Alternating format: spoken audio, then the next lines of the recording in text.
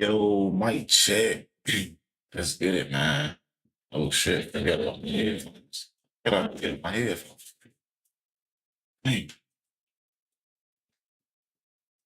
mic checking this one. Gotta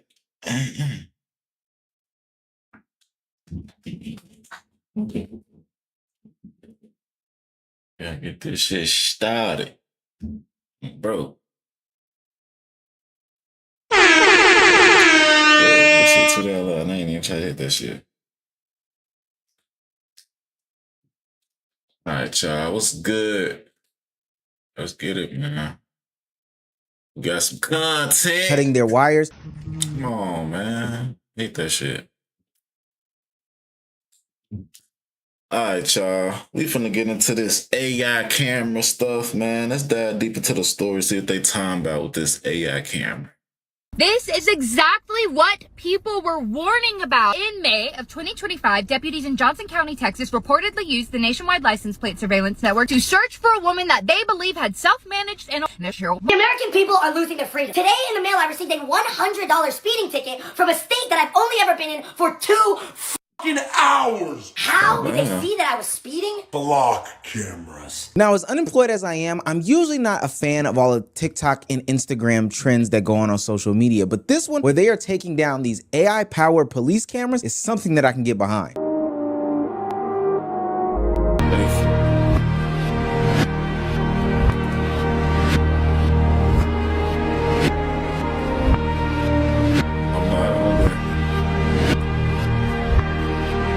There's a whole community of people who are now obsessed with taking down these AI-powered police cameras. Some people are covering them up. Some people are knocking them down and cutting their wires. They're trying to put a stop to this shit.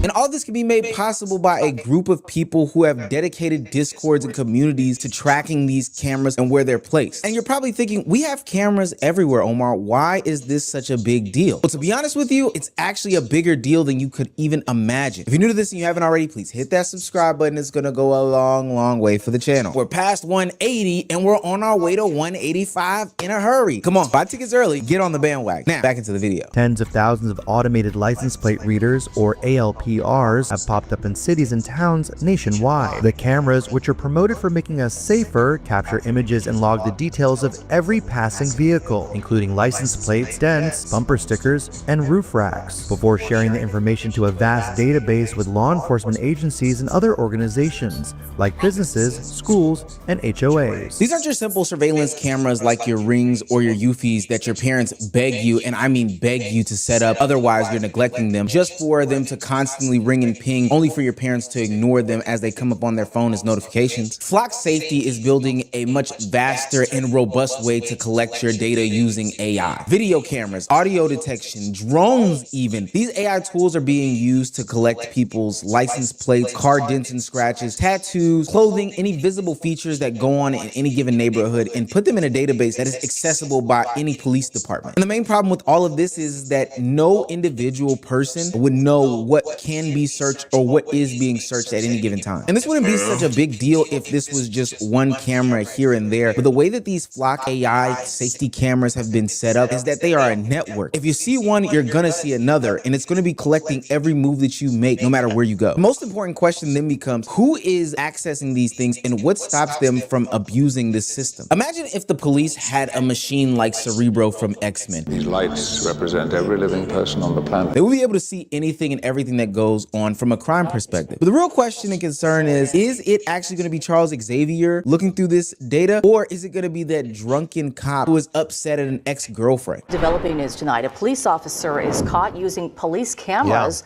to spy on his mistress. Mike Rogers, there were already privacy concerns about these cameras, and then this happens. And you know, this guy was accused of spying on his mistress's new lovers, as well as his current wife. All right, I'm gonna just say what everybody's been thinking when they hear that statement that he's been spying on those 3 people. The cookie must be good. The schmex is great, and that's the reason why I did it. Now, I don't think that that's a justification at all, but you were thinking it. I know you were. As if police didn't already have a power problem, we have now given them the tools to look for and search for anybody that they want to. Nobody that this person was searching for was suspected of any crime. And what makes it even worse is that even when this officer was placed on leave because they discovered that he was doing this person still continued to search that person. I told you, the schmex was good. The cookie was good. Now, even though this officer pleaded guilty to all of the abuse once it was discovered, questions have to then pop up in your mind. What are they looking at? How clear are these images that are being... Then the cookie shit probably the throat. Bro, probably had that demon throat. I'm trying to tell you, Chad.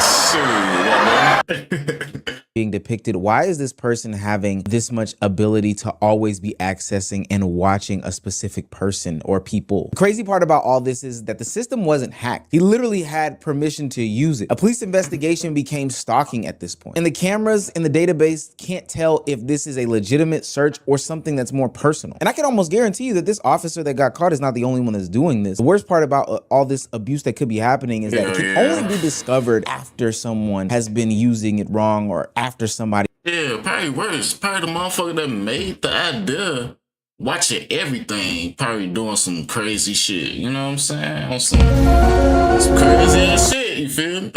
He has been potentially harmed. Now, the public has been asked to trust anybody and everybody. I had some of these flock cameras in my neighborhood, and we'll get to where they went in a minute, but they do little to no outreach to say, hey, this is what we're gonna be doing in your neighborhood at this given time, et cetera, et cetera. So while you're supposed to be trusting that these people aren't going to abuse the system, the problem is that these agencies that have access to these things have humans being involved with them. And while the network grows larger, the chances of somebody misusing them also do. And the whole time, we're not setting any rules or boundaries. The technology is outpacing that. But so once people saw that these cameras were overly intrusive and overly invasive, they decided to stop waiting for the government and protect their own selves. And to be quite honest with you, I don't even blame them. A Central Coast man is accused of driving 150 miles just to rip down flock license plate cameras. Investigators say 40-year-old of Pismo Beach tore down at least 3 flock cameras in Monterey County. See, this is the most amazing thing about the internet. As divisive as it can be, when we collectively put our minds together, we can make magic happen. People are absolutely fed up with the whole flock system, and I understand why. We are living in a massive surveillance state, from our phones, to our cameras, to our laptops, to our neighbors' Ring cameras. Everywhere has a camera now that is capturing video and audio that you don't have access to. It's being stored in a database for somebody else to check in with. And so when people are seeing the opportunity to take matters into their own hands, that's exactly what they're doing. The deflock movement is saying, yo, we are gonna locate these surveillance cameras, we are gonna map these things out, and, you know, if you do wanna get them up out of your neighborhood, then you can get them up out of your neighborhood. There's some people that are challenging the means of these cameras being there by going to their city council. Hell yeah, hey, fuck it. Y'all ain't gonna get it out? Fuck it, we'll do it. We gonna tear this shit down on bro. Meetings, they're writing letters, they're doing all these great things, and that's fine and dandy. Issue of flock cameras in the Marcus Jewish Community Center in Dunwoody, Georgia. There is a children's gymnastics room that currently hosts a flock camera. What is the purpose of there being one where children are in small clothing in a vulnerable state? If you would not be comfortable with someone viewing your personal cameras inside your home, inside of your phone, or inside of your computer, you should not be comfortable with a company that would allow cameras to be in children's centers viewing them in such a way. Some people want that action though. I've seen videos of people literally pulling these things down, defacing them, defiling them. Storming over in is severe. They're falling over. He did try and help that one though. Oh my God, another one. He's trying to hold it, Oops. And another one. He's oh my God. Hey, on this channel, I'm not saying that I vouch for property damage, but all I'm saying is that when you have an organization like Flock Cameras who won't make this information accessible to the public or won't make it known who actually has access to these things, then you should have a right to take matters in your own hand, especially when their response to all of the people's safety concerns is to call the people that are doing the deflock movement a terrorist organization. Thankfully, we live in a beautifully democratic, capitalistic country where we can fight in court. And I have a lot of respect for those groups because they have reasonable debates and we follow the law. And then unfortunately there's terroristic organizations like DFLOC, whose primary motivation is chaos. They are closer to Antifa than they are anything else. Why do you have to be so weird? That's just so weird. Now it's clear to me why the CEO of Flock Camera would use this sort of terminology. It's a trigger word, it's a buzzword. Not to get too political on this platform, but this person wants a group of people to support what he has going on. He's even willing to go as far as to label it a terrorist organization, one akin to, I don't know, those that are pulling off masks, in public forums. Really, really stupid for some AI cameras. Now, he did later on go on to apologize for using that label to describe these people. I don't think that, peacefully mapping out these cameras and questioning surveillance methods and ethics doesn't make you a terrorist. I think that had to be said, but let somebody say it here. But what this response did show me and show others was that they are scared because they are most likely hiding something that they don't want people to know. Exactly. So yes, destroying cameras is illegal. It's property damage, right? And we're not saying that we condone that over here at the Unemployed News Network. But the backlash didn't come from nowhere. People believe that surveillance is being installed any and everywhere, and they aren't giving the choice to opt out. And when a company calls its critics terrorists, then it only creates more and more distrust. Look, flock cameras may be able to help police solve crimes, but useful technology can still create this dangerous power struggle between the civilians and citizens of a community and those that are playing as Big Brother. As long as AI surveillance technology is moving faster than the law, then you're always going to have some sort of problem, especially because over the past X amount of years, we've seen so many data breaches that have compromised American citizens from a technological perspective. I don't know why people thought that this could be something that they just placed out into the community. And already we are having officers of the law using and abusing this power in order to, do what they feel as if they want to have a goddamn science, a computer geek that's, trying to fuck everybody up. That's going, what you call that shit? Hijack the damn AI system. Bro, and take over the world, face ass nigga. Deal, i.e. stalk on their mistress and their mistress's partner. I don't think that's right at all, even if they got good cookies. So I say no to flock cameras and any other AI cameras. Hell, I'm not even really a Ring camera person, to be quite honest with you. Just a bunch of notifications on your phone telling you that the telemarketers are at the front door trying to sell you on a new cellular provider or trying to pressure wash your house. Nowadays, these companies realize that the power and money really lies within the data. So they are taking that information that they are collecting on their cameras and selling it back to different companies. And we're not rocking with that. I see you, Peter Thiel. Nobody wins when the family feels. I'm dead. Motherfucking stupid as hell. Nigga, all in the camera. What the fuck, nigga? Alright, y'all. We finna get into this Detroit college football student, man. Let's dive into the story, man. See what's going on, bro. But my coming from work your way up. That's what I'm saying. Coming from BG College as a freshman. That's why I started right now. You know what I'm saying? Baby! Shut the house up! What is that? What a house! My son wasn't even aware of what was going on, that they asked some people to leave. The guys made a decision to come back and shoot the house up. For what reason?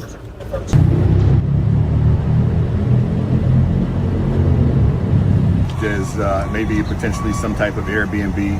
That has not been confirmed. We'll have to do a little bit of work on that. That's some initial information that we're getting. But you're correct, we have 2 deceased, 1 male, 1 female.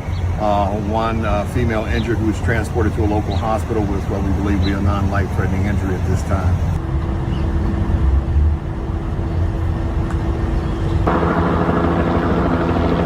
Seeing that mother break down like that, it crushed me. So before I got on the microphone today, I wanted to understand what really happened in this story. And once I learned who her son was and the future he was working towards, not to mention the excitement he had for what was ahead of him, I knew this was the story most can relate to and that we had to talk about first. Right now, most of the headlines are only saying 2 people were killed, 2 teenagers. a young man and a young woman. 3 were shot at an Airbnb party in Oak Park, Michigan. But behind those headlines are families whose lives have instantly changed forever. Investigators say this happened shortly after 4 in the morning. And when officers arrived, they found a large crowd outside the Airbnb. And once they went inside, they found 2 people dead, 3 in total shot. But here's what sticks to me. It was a party. The house was full of people. Somebody saw something. Somebody heard something. Somebody knows what happened. And until this family get these answers, I'm going to use my platform to keep shining light on this case and help spread awareness on it. Growing up, there were certain people who were supposed to be off limits. The children, the elders, and the young people with the bright futures ahead of them, like the athletes. But in 2026, I feel like we lost all that. The people pulling the trigger are getting younger. To many people walking around with anger,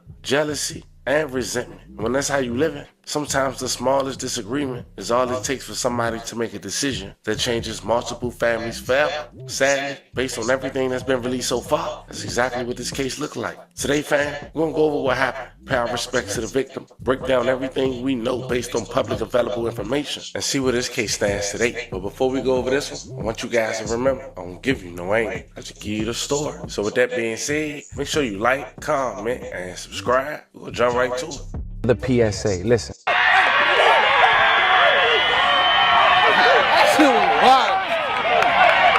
His name Dayshawn, you know what I'm saying? My name T-Shawn, you know what I'm saying? We repping that too, you feel me? We about to go crazy and we about to show you guys how this shit get and how this shit go. But yeah, stay tuned, baby. Just picked up cuz, you know what I'm saying? How you feel about going to college, man? I'm ready to get down there, nigga. That's what I was ready to get in the field, bro. And I'm starting this third string, that shit ain't bad. But I know, third string as a freshman ain't bad. That ain't bad at all. That's good as hell, to be honest. Coming from work your way that's up. what I'm saying, coming from BT College as a freshman. That's why I started right now. You know what I'm saying? That's how that shit gonna be. I ain't even got a full 2 months, bro. I got a month before I go down to college. The game's gonna be lit. Game's gonna be packed, nigga. Crazy shit. Oh yeah. Y'all gonna see some games, man. We going to some games. You feel me? We gotta see how them bitches get. You know what I'm saying? Yeah, we about to head to the field right now. You know what I'm saying? About to work on some little drills, do some little catching, and see how we feeling in the making, baby. You know?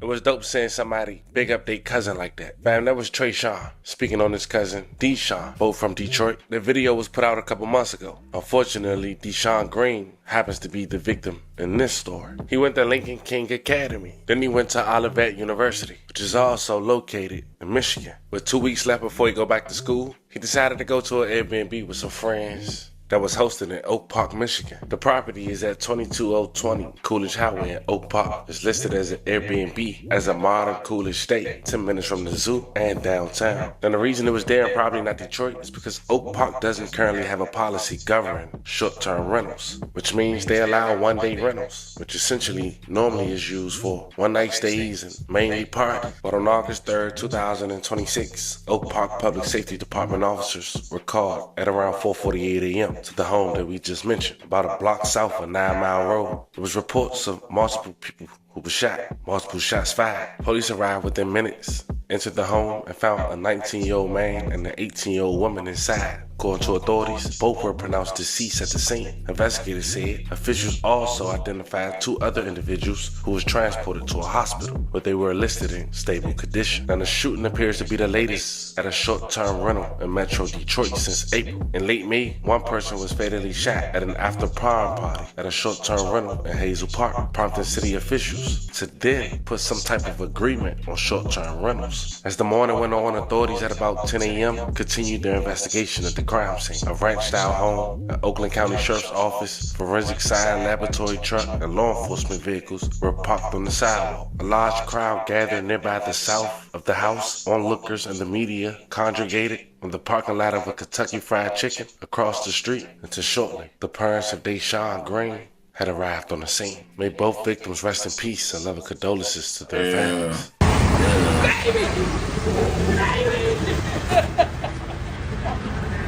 Check the house up! How good is that? What a house!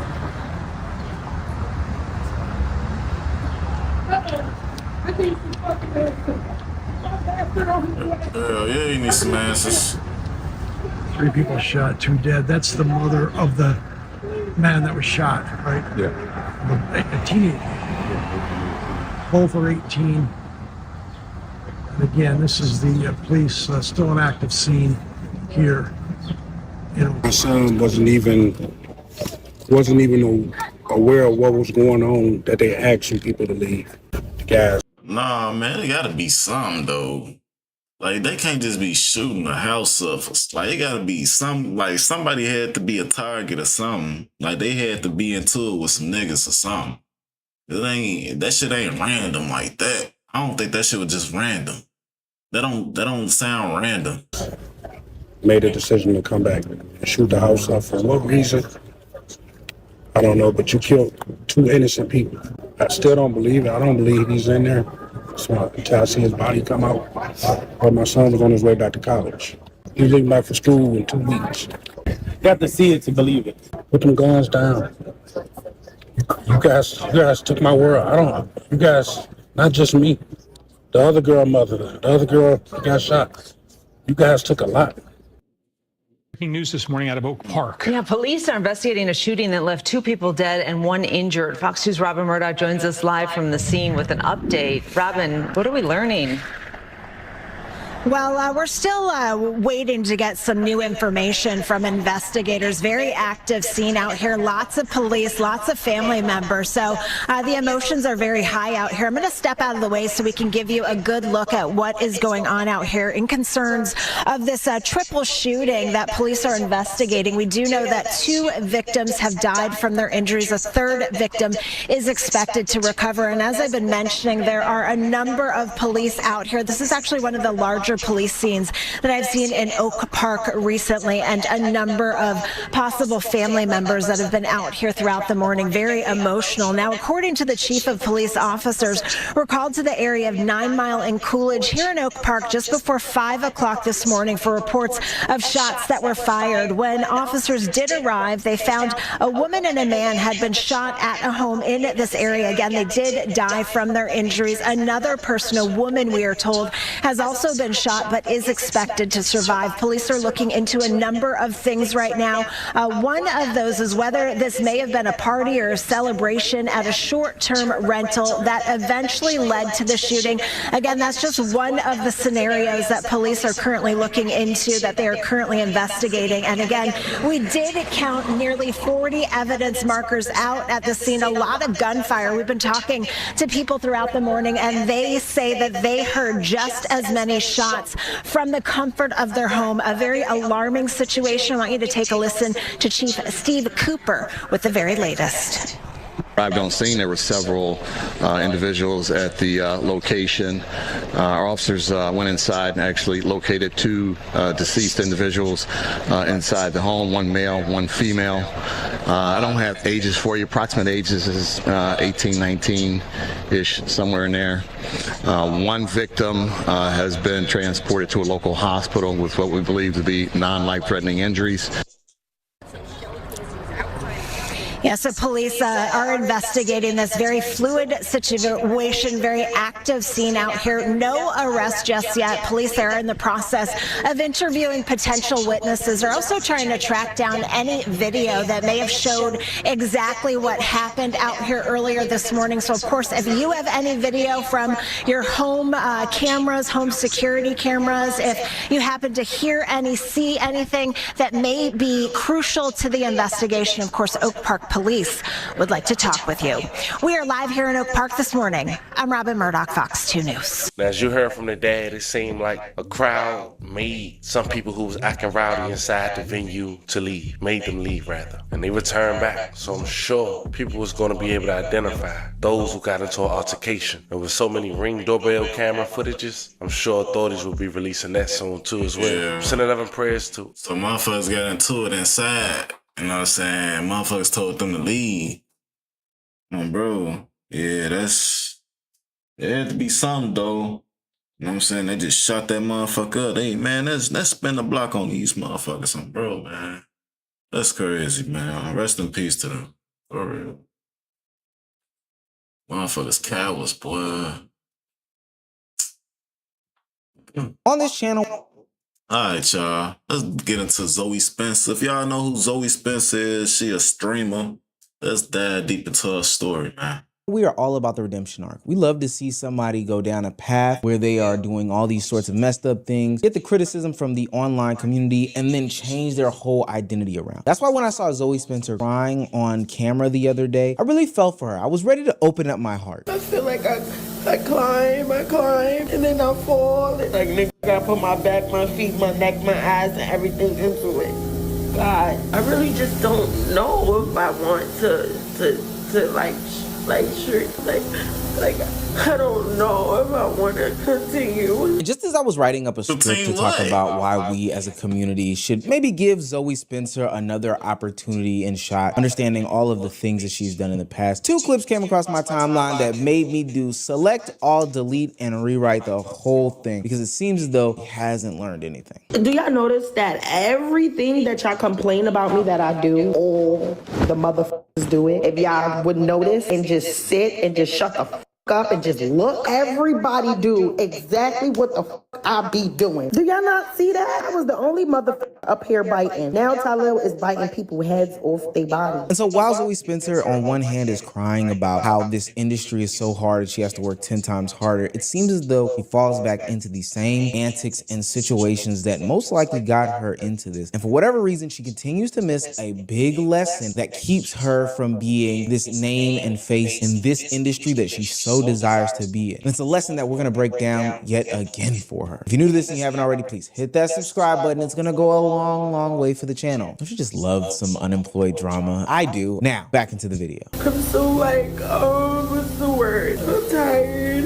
Everybody just always thinks that everything's just all fine. The streaming/content creation industry can be mentally taxing. It's very, very fickle. It's not very rewarding some of the times. And if you are somebody like Zoe Spencer who has saw their viewership drop from one year to the next, you can be scrambling and finding yourself in a similar situation, crying in the shower, trying to figure out what's going on. If you look at her numbers, 2025 on the left and 2026 on the right, it might spell out exactly why she is crying the way she is crying. Hell, being down around 1,000 live viewers from one year to the next would have me in the shower too. And I think the timing of it all is quite interesting. One, Kai Cenat rejoined the internet and is basically back to his old self, single before the girlfriend, not just doing that type of content, but also, you know, saying that there were situations in which he was wrong and which he grew. And then also Streaming University 2 passing by. And there's a big name who we were talking about just a year ago or two that has not been included in any of that. And that's Zoe Spencer. Mind you, this would be the 2nd year in a row that she gets left out of the coolest party on streaming. No, I did not get into the Streamer University. I did apply. Obviously, I'm seeing who got in. At first, I wasn't going to be upset. I feel like one of the friends like in the friend group, and that one friend didn't get invited to the party. All of them is like, you not coming? No. Back then, she felt like she was left out of the cool kids circle, one that was ever so elusive. Man, she sure wasn't this year. She ain't even get in. That's fucked up. Man. To get into, but now she is on the outside looking in. And I think the worst of it all is that she doesn't feel like it's because of her content, but she feels like it's more of a personal thing. Ultimately, this will become some reoccurring feeling for Zoe Spencer. She wants acceptance from a specific group or a circle of people, but ultimately they don't want her. Being left out appears to be affecting her deeply, not just on the side of the content where she is seeing collaborations go by and the viewership dwindle, but also internally, honestly. All in all, Zoe Spencer feels blackballed from the industry. But I think that this is where things are a little bit wrong. Exclusion doesn't automatically mean some sort of blackballing. And if there was some sort of real and internal reflection, she probably would come to a better conclusion than this. And you'd think that that would come with the year's hiatus from these people, but here we are again in the big 2026, in which Zoe Spencer is looking at anybody and everybody and saying they are doing the exact same thing that she's doing, but not facing the same criticisms. Everybody do exactly what the fuck I be doing. Do y'all not see that? I was the only motherfucker up here biting. Now Talil is biting people's heads off their body. I don't know, man. It just still seems like the mark is missed. Zoe came to the internet trying to ask a simple question. She's asking why is it that she sees content creators like Talil do the exact same things that she did, but ultimately not get the same sort of grievance or flack that she does. She's asking why viewers would enjoy it. She's saying, what specifically about him? And I'm saying him being Talil specifically because, one, she named him in the video, and then two, there was another recent video that came out where she seemingly had a interaction or run into with another streamer, Dez, while he was with streamer Talil, and she gave Talil the cold shoulder. It was kind of loud, to be honest with you. So right here. I'm just so happy for you. Going? I was gonna go to Dream Dog. I missed you. How are you? She acting like she got a problem with me. It's this content. Yeah, I can see why she was acting that way if ultimately she had some sort of problem with him and the content that he's putting out there on social media and not getting that same backlash. And to be fair to Zoe Spencer, I can even acknowledge what she's saying to be somewhat true. The internet can have double standards. Hell, everybody has double standards. And I think that popularity does affect who gives or gets grace in all of these situations. We've been existing on the internet for a long time, and we all know that, hey, just because one person does something and another person does the exact same thing or something similar doesn't mean that the reception of it is going to be the same. I know it may not seem fair on surface, but I don't even think that that's just the internet thing. I think that that's a life thing. But like my mama used to tell me, if the other kids jump off of a bridge, does that mean that you're gonna do it? I'm not worried about those other people that are not in my house. I'm worried about the people that are in my house. It's more like you jump out the bridge first. You know what I'm saying? And then motherfuckers jumped off behind you. But when you jumped off the bridge first, motherfuckers didn't like when you did it. But when they did it, they was like, damn, that shit was wrong. How you jumped off that bridge? Then you came out the water like, I was the first one that did the shit, though. You ain't like my shit. You know what I'm saying? My POV, I think Zoe Spencer is just oversimplifying the backlash that she got. People don't just dislike her over cringeworthy content. I think the biting and the yelling and all that stuff is just the cherry on top. Need I remind her and need I remind everybody watching about the Saeed situation where Silky's assistant was held down and inappropriately touched on by Nina Lynn and Zoe Spencer? Oh, no. I don't think he wants to. That plus the biting and the other consistent and persistent boundary pushing that she has displayed against other streamers would probably be, if I just had to guesstimate, the reason as to why a lot of people are off of Zoe Spencer. W Dre, I got y'all dude. Y'all can start sucking dick now. I bit him. For my raindrop, I am the sea.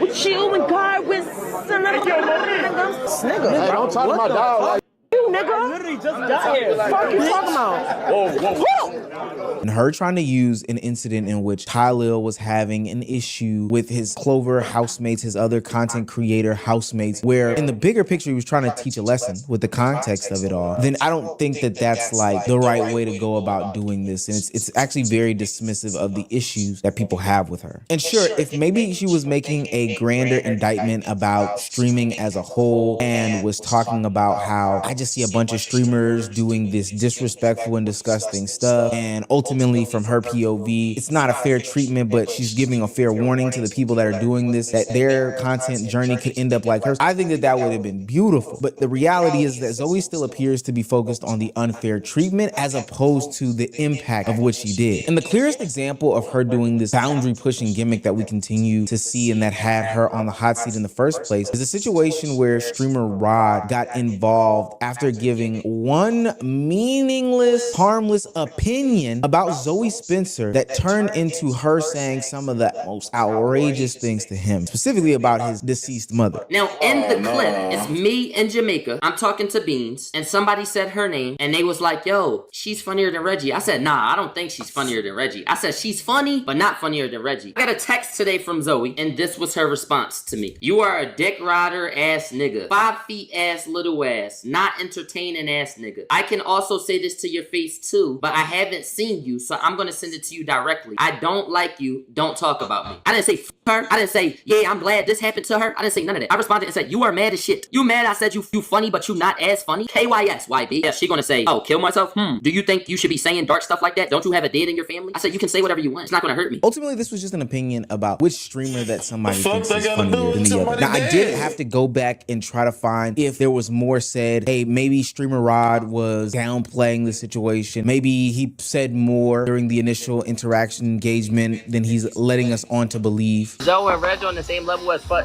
as funny? Yes, they both do the same stuff. Hell no. No. Where they are. And maybe Zoe felt like the laughs of it all were a little bit too much, but ultimately nothing that he said warranted her saying slurs or calling out his deceased mother. I mean, you can't tell somebody how to retaliate to something that they find to be disrespectful, but we can at least have opinions on the proportionality of it all.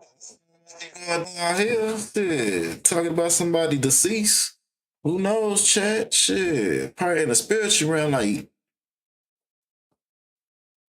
oh, bro, gave her ass that curse. And I would say that Zoe just went way out of bounds with this whole thing. But ultimately, that is like the life and career of Zoe Spencer, is that she is meeting these things with over-the-topness that makes people feel uncomfortable or not wanting to participate in doing some sort of content with her. But in his monologue, Rod brings up an extremely interesting point that challenges the first video that I opened this video with, in which Zoe Spencer was crying about this industry being so hard and her being blackballed. Then you keep telling niggas you blackballed. How you blackballed? Because a select group of 10 niggas won't let you in their content. You went to BET Awards. You're not blackballed. You got your own shit going on. How are you blackballed? You're making money, big dog. He's absolutely right. Zoe Spencer has this new show coming out on OWN where she's doing makeup and describing different situations. She's been to the BET Awards. She's had a bunch of different collabs. I think she's been in some short films. But ultimately, she still has this yearning to be a part of an industry that just doesn't like her. And not even necessarily an industry as a whole, but a subsection of the internet that just doesn't like her. And part of the reason why that industry just doesn't like her, that subsection of that industry doesn't like her, is because of things just like this. When she goes to the internet and she cries victim, but then ultimately she, in a disproportionate way, goes at streamer Rod. When she has the opportunity to make amends and be pretty cordial and calm with the same people that she's looking to be in contact with, but gives Tylil the cold shoulder, only to go to the internet later and try to play this game of like, hey, I did it, but he did it too, so why aren't people calling him out, avoiding accountability in these situations? Ultimately, what she wants is acceptance from a group of people, but the reactions to these things explain why the acceptance has disappeared completely, in my opinion. Now, for what it's worth, I do think that Zoe Spencer's exhaustion and crying moment and vulnerability on the internet was real, and it can be 100% completely accurate if you take away any sort of explanation. I do believe that it can be exhausting putting out content as a creator. As somebody who's doing it right now, sometimes I be burnt out. I ain't gonna lie. So I be going through them stretches where I don't be uploading. And at the same time, I do feel like it is hard to go from, what was that, 13,000 live viewers on average in 2025, all the way down to 300 average live viewers. That's gotta be tough. And so yes, her burnout does deserve empathy, but her behavior still deserves some accountability. Working hard doesn't just entitle you to every single opportunity, and lost relationships are not always proof of being blackballed. You can't demand recognition while still repeating this damaging behavior. All in all, if she can't move past this group of people that don't want her, or even just move with a little bit more accountability and don't fall back into these actions, Zoe Spencer will find herself on this perpetual wheel of losing. That's all she need to do. Just own up to her fuck up. You know what I'm saying? Show accountability, damn it. You know what I'm saying? And move on. Just move on. You know what I'm saying? That's all you gotta do. Move on. Because if not, you're gonna be in this dark space, doing what you're doing. You know what I'm saying? Like, he jumped off the bridge. I jumped off the bridge first, but when he did it, everybody liked it. So the fuck what? Like, shit. Still gotta, hey, move on, shit. Subscribers, people trying to be cordial with her, okay with her, and she just like blaming the internet for the reasons why these losses keep happening, and ultimately just continuing to be somebody that people just don't want to be around. And for what it's worth, I think we've seen worse people be reintegrated into society. Hell, her counterpart in that whole situation when it came to Saeed has still been integrated. And granted, you know, Nina Lynn might have not had this interaction with Kai Cenat and the rest of the guys directly, but ultimately there's still a place and space for Zoe Spencer to exist when it comes to streaming and this side of the WL community. The reality is that she's not making it easy for anybody, and I do mean anybody, to re-ingrain her into the. Well, shit. At the end of the day, if she don't know what I'm saying, overcome that shit, she just, you know what I'm saying, just got her own accountability, man. Just move on. End of the day. Next. What's poppin', y'all? MVP of stream. All right, y'all. We finna get into Suburb, baby. Bro. MVP of streaming you. You know what I'm saying? Let's get into the story, man. Bro's ass funny as hell, by the way. Streamer University, Suburb, baby. And I will not be saying it's Suburb. I will be saying it's Suburb. I can't say it the other way. It's too difficult. It messes up my flow of speech. He has been suffering from success because after winning MVP, his view, well, even during the event, his views peaked at 200,000. And since then, his views have been at 60,000, 70,000 at times, despite him just being knocked out sleeping. And the first time he would address the bots would be about a week ago. You kids keep telling me, Suburb baby, why are you botting? Why are you botting? Goofy. First off, I don't know how to bot. Second off, if I did, how the f would I do it now? I would have been did that shit. Bro. And botting don't even make you no money. I ain't never been no nigga to fake no views. If I'm being botted, it's not me. God damn. Like what? For the who know how bots work, every nigga know someone can be botted by someone else. Why the f I'm gonna use my energy and time to bot myself? Maybe it ain't him. Maybe it's his manager or somebody. You know what I'm saying? Like somebody that's you know what I'm saying, managing him that's doing that shit. Like, man, that's getting more bots and more views, you know what I'm saying, buying that shit, you know what I'm saying? No. I was at 40 viewers for the longest. Why I'm gonna bot myself now? Like what? If I'm being botted, it's not me. And if you're botting me, you're weird.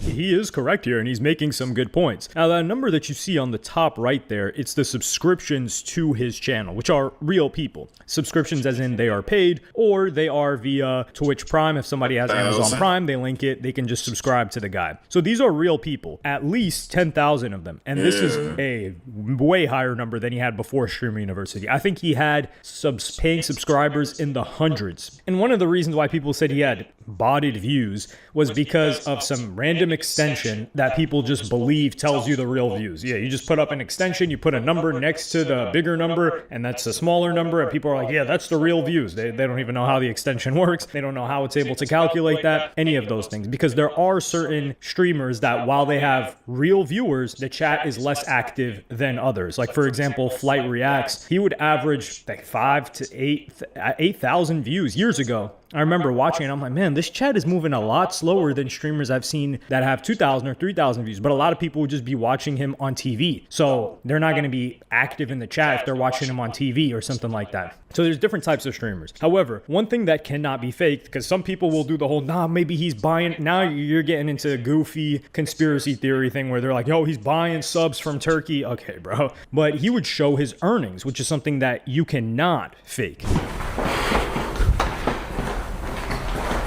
My chat said fake 40K. Let me show you a real 90K. Give me a second.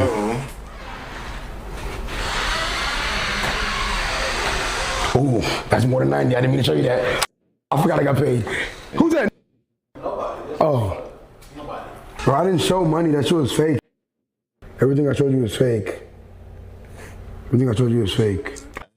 He ain't buying no views or nothing, but he is getting that bread though.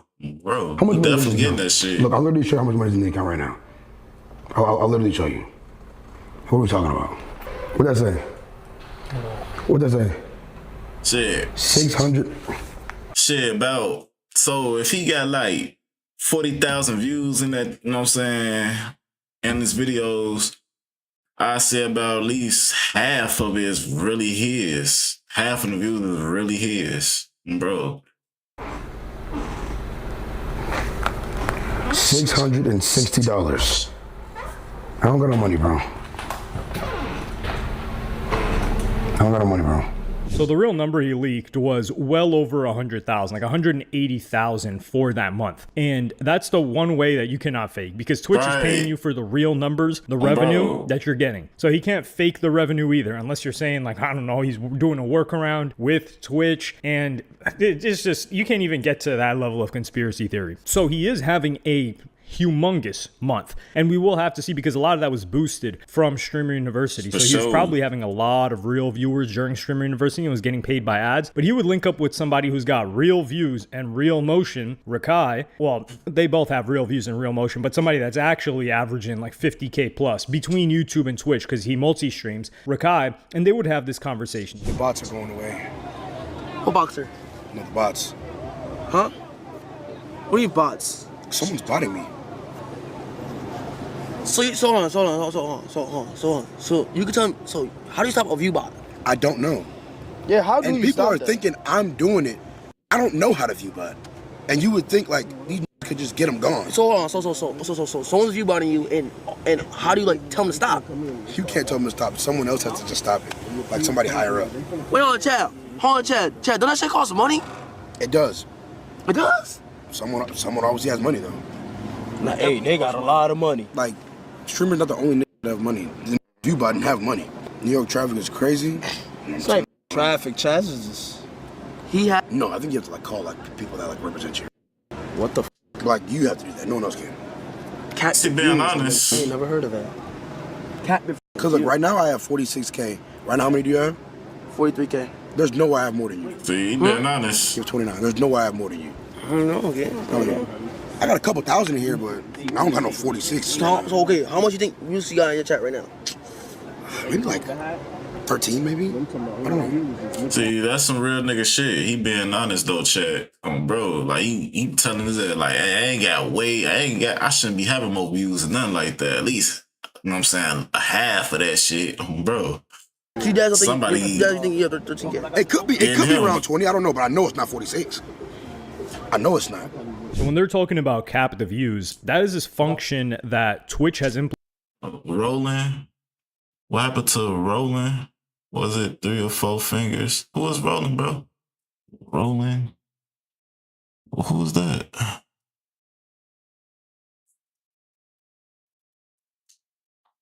Rolling. What's up, man? I'm rolling. I don't know who Rolling is.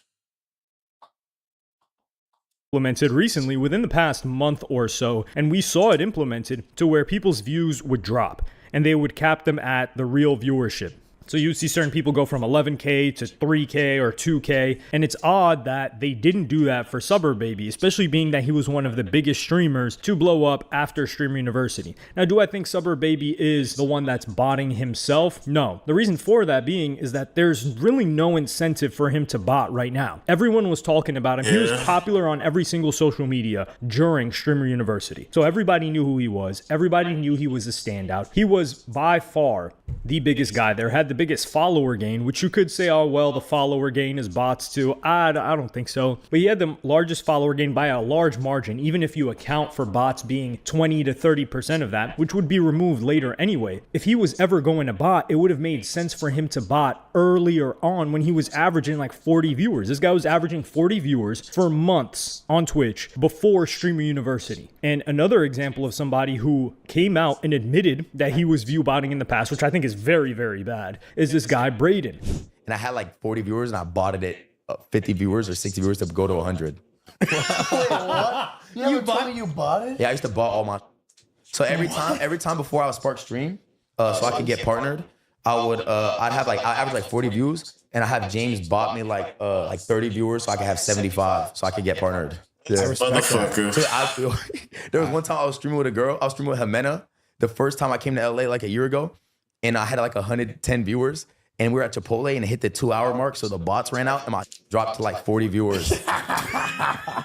And I ran to the bathroom. I started texting James because we're in Chipotle. I'm like, yo, get more bots, get more bots, get more bots. Funny as hell. A botter talk about like. No, bro, I love that. Like, No, I swear to God, no, cause no, I haven't done it since. Once I started averaging like over like 100 viewers, I stopped.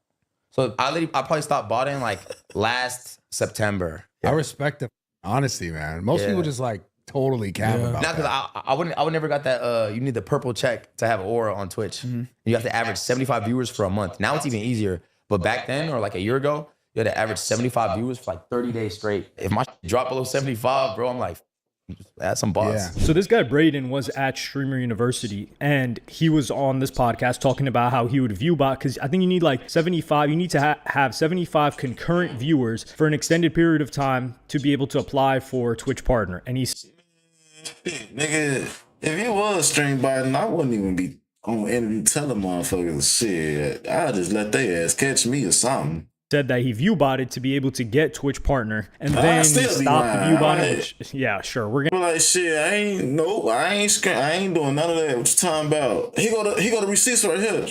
Man, I still don't know what you're talking about, bro.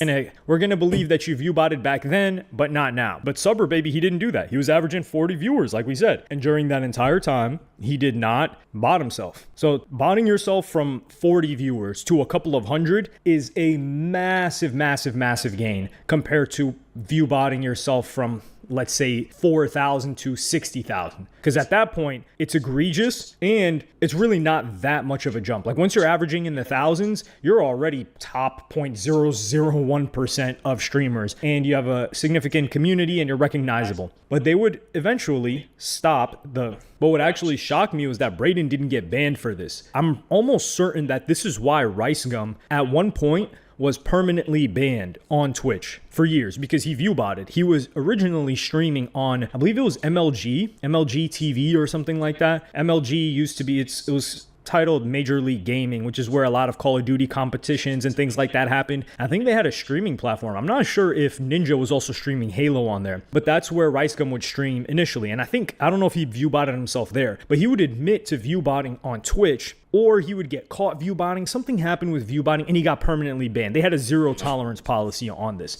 and he wouldn't get unbanned on Twitch for years after that. So it's very odd to me that this guy's openly talking about having view botted and still isn't banned. I don't want him to be banned, but dog, if you have view botted or you are currently view botting, do not ever talk about it. Do not ever admit it, because then you're giving them the reason to ban you. But they would finally view cap Suburb, baby. Sound is not low. The line. How you go from 83 to 6K? Just how you went from being yourself to writing. Just, people can do a bunch. They said bro only had 6,000 viewers and they laughed. Fam, how much do you have? Bro, why you, bro? No. It doesn't matter about the viewers. No. How much do you have? Because I need to talk about food. How much do you have? Yeah. Bro was laughing at 6. You know you can be a millionaire with 6K viewers, right? Yes, bro. How much do you have? Bro, no, bro.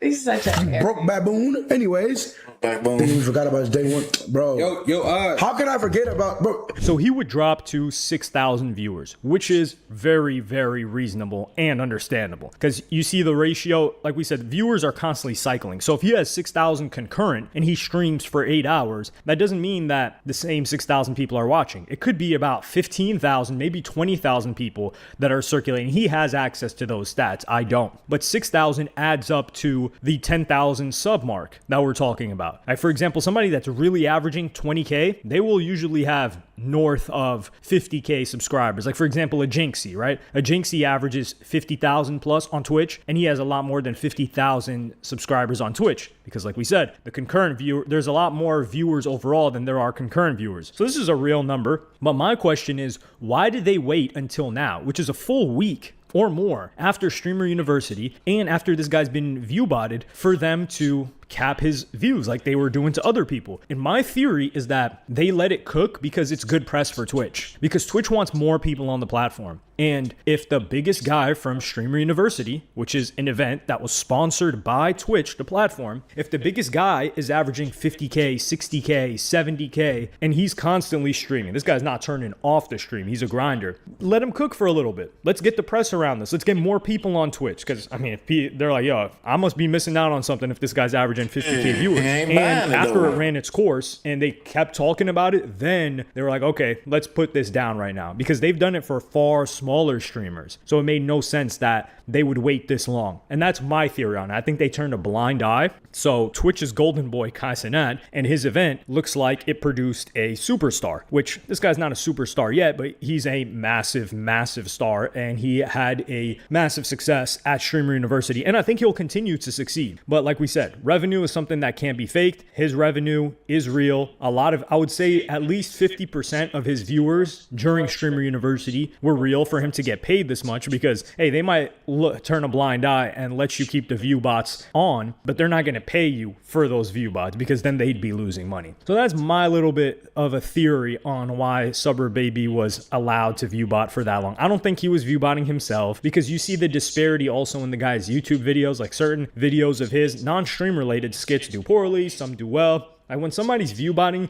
they keep it consistent across everywhere. Like you see every platform, they've got numbers, it looks fishy. This guy's got motion, and he's a grinder, and he's willing to put in the work, and he cares more about money than he does views, that's for sure. But let me know what y'all think in the comments. Like and subscribe. He definitely a grinder though, for sure.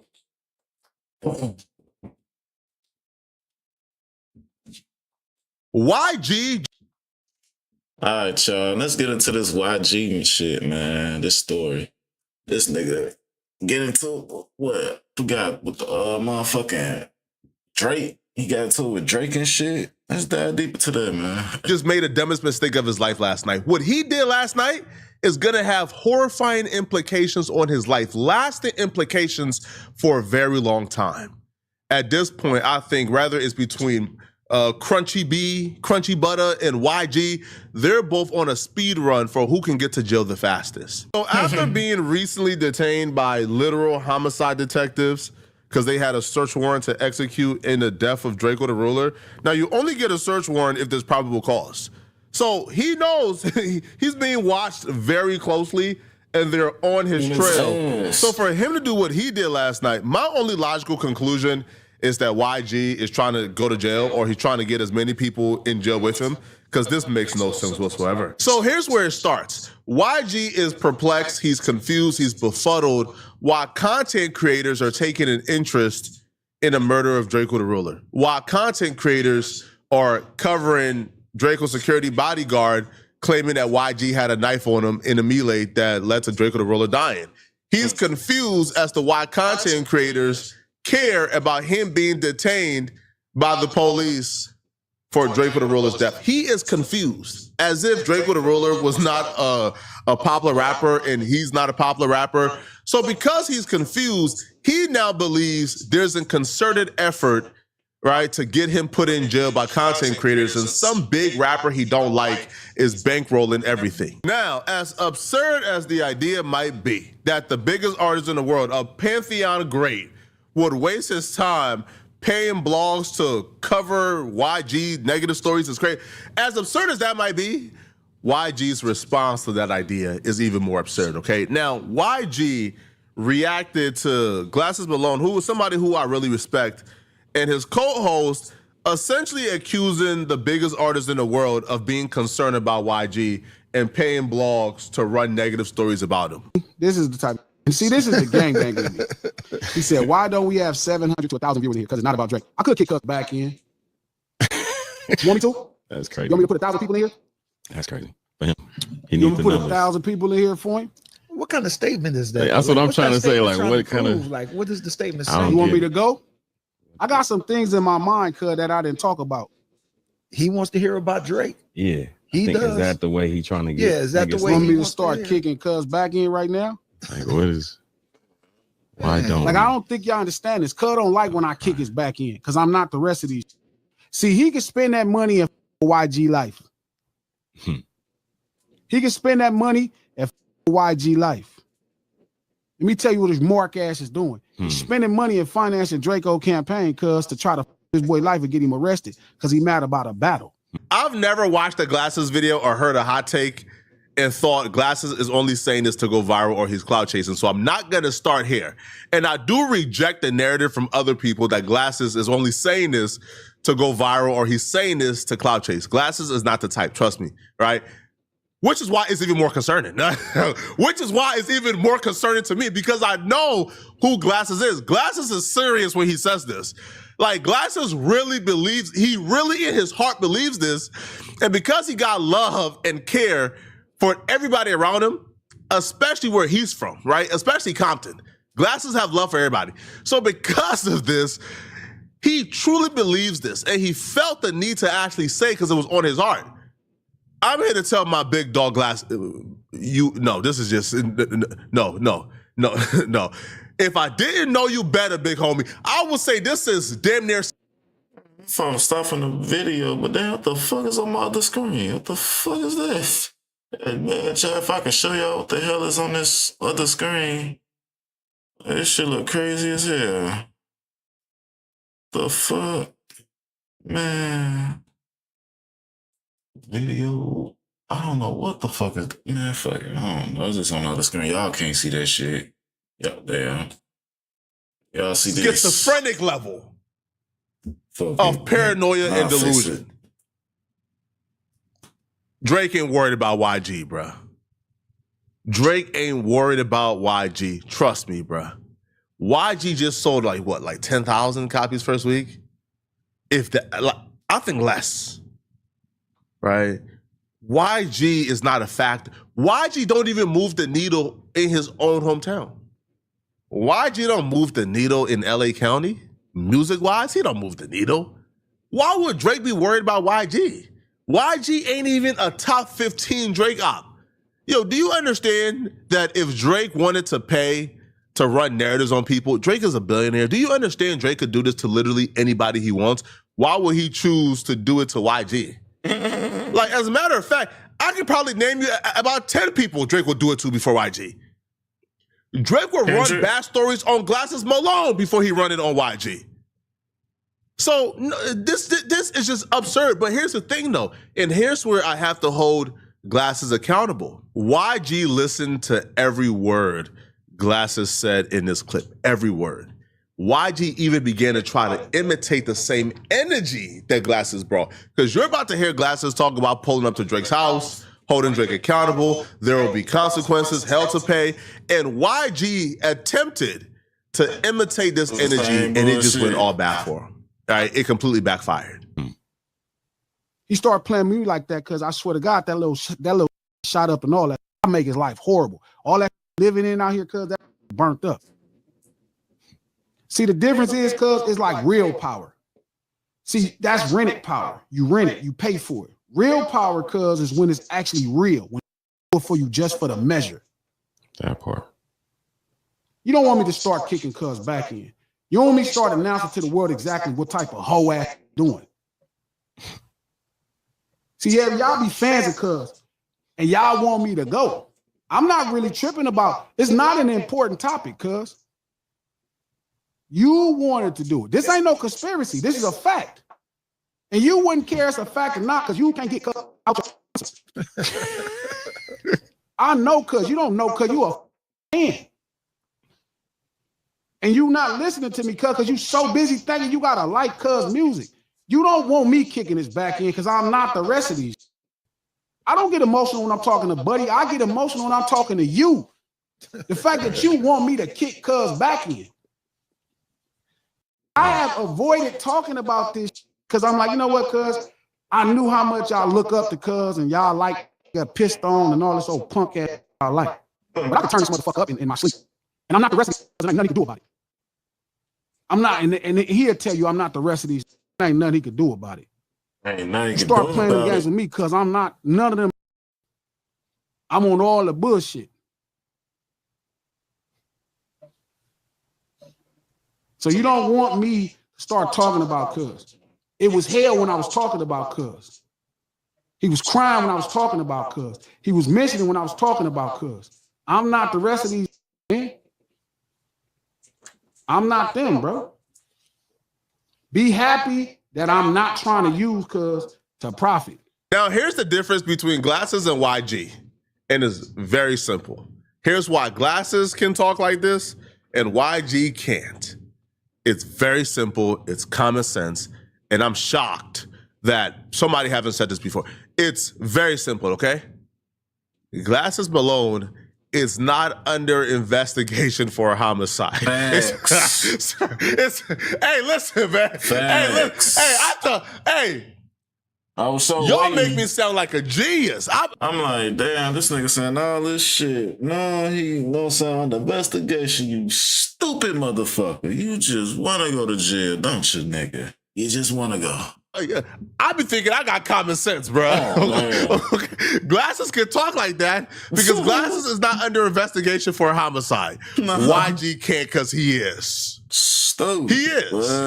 Now, when this clip went viral, the first person from YG team to acknowledge it was the beautiful Miss Karen Civil. By the way, Karen Civil has been my celebrity crush since I was in high school. That's a beautiful chocolate woman. So Karen Civil goes, turn this up. Now, this to me is the epitome of be careful of what you ask for. This is the epitome because after Karen Civil tweeted this, it did get turned up. It went massively viral. Everybody began to share it. This was before YG responded back. See, people were like, hold on, like what? Like, why is this being discussed? No, bro, listen, there's not a soul that agreed with this outside of like a Kendrick Lamar super fan. Like, if you're not a Kendrick Lamar super fan and you're just a neutral, or even if you hate Drake, no, there's not a person on a planet of Internet that agreed with this. Which is why it was a mistake to turn it up and make it go viral. Because essentially, everybody on Twitter is now just roasting like how terrible this idea that Drake is paying blogs to run negative stories on YG. Now, Kendrick Lamar, we can have a conversation, but YG apparently believed this wholeheartedly, like 1,000%, because YG proceeded to share this to his Instagram story and react to it. And what he proceeded to do is quite possibly the dumbest thing in the world, and I would explain why. YG shares the clip and YG goes, say it ain't so. Thinking emoji 10 times. Then this is where he messes up. He should have stopped it there, okay? YG goes red alert, which is a call for all bloods. He then goes B team tap in, exclamation, exclamation, directly after he posted say it ain't so. Sharing that and then saying red alert, B team tap in. Red alert means is a call for war. B team tap in is yo, gang members, bloods, y'all tap in. I got something for y'all to do. That's a credible threat.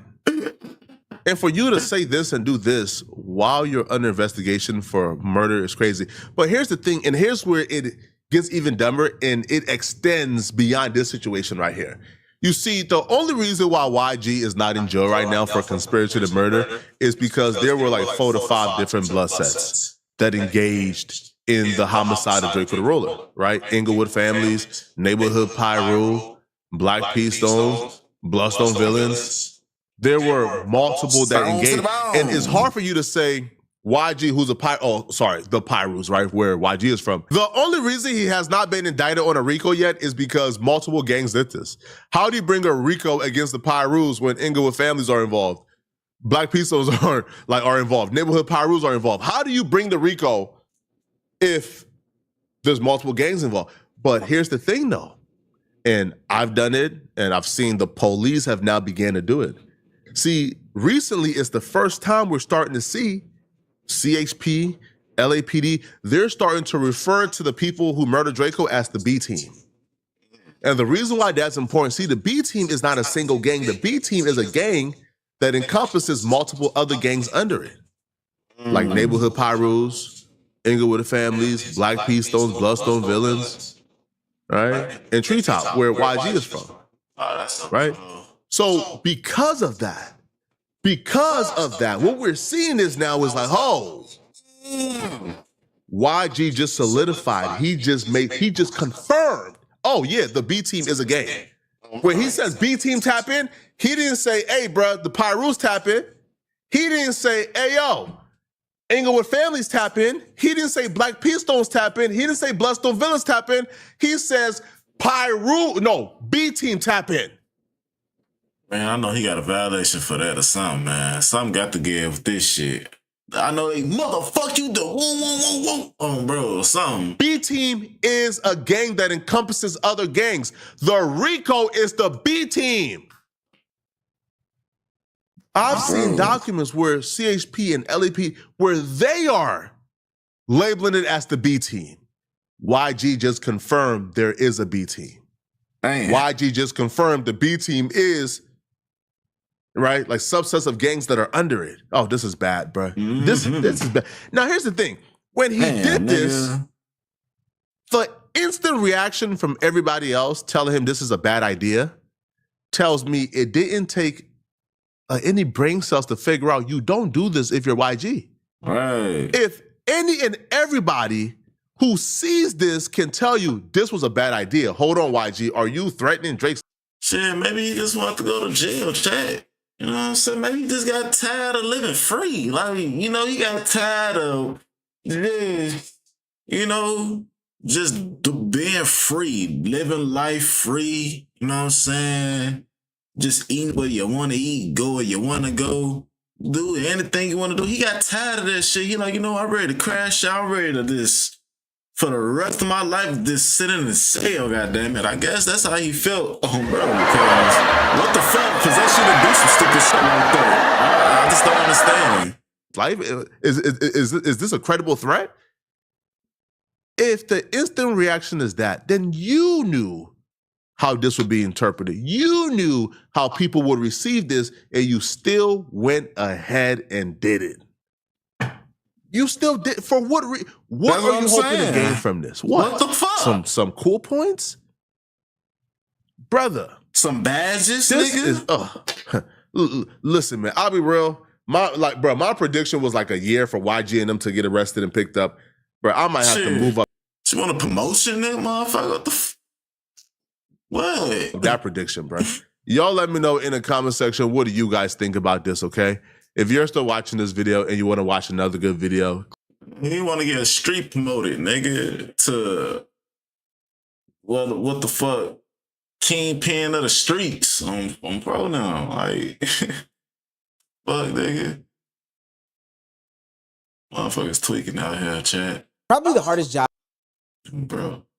I bet y'all, we finna get into some DDG, you know what I'm saying? He got tired of his cameraman. Hey, if y'all seen Stream Universe, that motherfucker was running around and shit, and you know what I'm saying? This fat ass cameraman couldn't keep up with him. So shit, he fired him. Shit, let's dive into the story.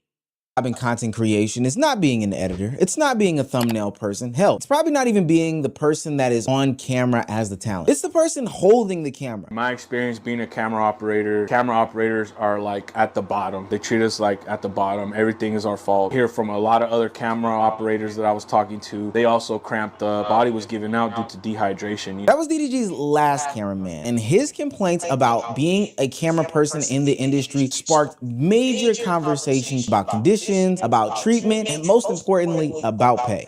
Niggas will indirectly try to diss working for me. Like, that shit be blowing me, bro. Like, you don't know how much cameraman's paid. Tell him how much you was paid at this point, bro. Like, I don't give a fuck. Let me put this in your brain. No cameraman will ever make as much money as the nigga they're filming. But after running through a third cameraman in just 2 years, DDG finds himself back on. See, my fault for stopping the video. Like, I feel like this. Like, if you working under me, you know what I'm saying? You know what I'm saying? Employed under me. You know what I'm saying? I feel like shit, bro. I'ma treat you with so much respect and like love. Not only that, especially if you one of my, you know what I'm saying, like my go-getters, like hard working, always doing the shit correctly. All that shit, bro. Oh, nigga, you getting paid, my nigga. You gonna get something. Bro. Not more than me, but hey, I'll let you bro, get you a raise, and you know what I'm saying, all that good shit on bro. I ain't finna let you bone dry. The chase. And his new streaming endeavor of finding a new cameraman has sparked a plethora of conversations. Now, we know that cameramen used to just be behind scenes, but now in 2026, they are being a part of the stream. They are speaking, they are appearing in clips, they are doing all of these different things. That's why DDG losing another cameraman is now public drama instead of another employee losing their job. And now the timeline is questioning why DDG keeps having these same problems. Why does he keep running through these cameramen? Is there an ethical dilemma that's going on? But before we answer those questions, we've got to break down what happened to his previous cameraman and why he can't keep one. If you're new to this and you haven't already, please. You gotta take care of your employees, broski. Bro. Back into the video. Streaming University has to be one of the most stressful events in the world of streaming and content creation. Not just because there's so many high caliber streamers and content creators packed into one place and space, and you as a content creator and streamer want to make sure that you're doing a great job, but because there's somebody that's being a cameraman following these streamers and content creators, and they are being put through the ringer. Look at this, bro. This is what gets sent in the group chat. There's 10 pictures. That's Rocket, that's Santos, that's Drew, that's Max, cameraman, Luca, that's Santos. Yeah, I ain't gonna lie, that's kind of brutal right there. That's insane to me. Now, the pictures and videos may mean one thing, but DDG's cameraman, or should I say ex-cameraman, really broke open the issues that plague cameraman and people that work for content creators during his time at Streaming University helping DDG out. If you're gonna be a full-time camera operator for a talent, especially of that caliber, be prepared to treat it like the mafia. Nothing comes before the talent. Your family, your mental, physical health, errands, what you have to do at the house. You'll get a phone call at 1:30 that they need you at 3 o'clock or 4 o'clock, and you are obligated to, fulfill that. I suggest you have a strong program that goes well with physical, having a strong relationship with God or whoever you believe with spiritually. This job can really take a toll on you, especially when you're in the middle of the limelight where unintentionally the haters and the trolls and the harassment can really get to your head. Seriously. Now, I'm trying to keep it as fair as possible. Well, it depends who you know what I'm saying, link up with, you know what I'm saying, as a cameraman. Like, a lot of people don't do all that running around and shit like that. Like, DDG, yeah, you know what I'm saying, he was in an environment, and not only that, not just hit, you know what I'm saying, the environment, him, he also kind of, you know what I'm saying, athletic, running around and shit. So you gonna have to keep up with him and all that shit. You know what I'm saying, he can't be all up out of shit like, wait, you know what I'm saying, all that type of shit on bro. Then you have somebody like Funny Mike, you know what I'm saying, he ain't athletic, you know what I'm saying, as athletic as DDG, you know what I'm saying, shit like that. So yeah, cameraman just walking around and shit, cause Funny Mike ass ain't finna be running around like that. His ass to them, hey, he's ass old as hell, for them girl, motherfucker ain't got time for that shit.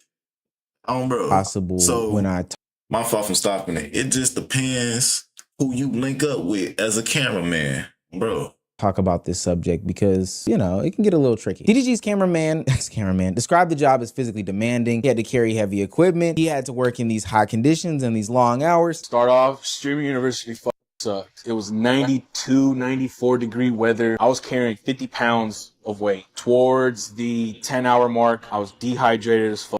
My body started giving up on me. And he even alluded to the fact that what he was getting paid was not worth what the job was being asked to do. Now, while I do agree and disagree with some of the things that he was ultimately saying, I wanted to hear DDG's response to this whole situation. Because I think that, hey, maybe if you my cameraman and shit, like anything that I'm doing and you my, you know what I'm saying, person that's helping me doing shit, and you working hard, and I'm telling you, like, nigga, like 5 o'clock in the morning, calling your phone, blowing you up, tell you to come out here and woo, do something, woo, and you doing it, you know what I'm saying, A1, bro, I got to reward you, bro. Not only your paycheck gonna be good, but nigga, you know what I'm saying, I'm talking about, I'm just gonna be like, hey, bro, here go, you know what I'm saying? Like handedly give it to you, bro. Just give you a little bit.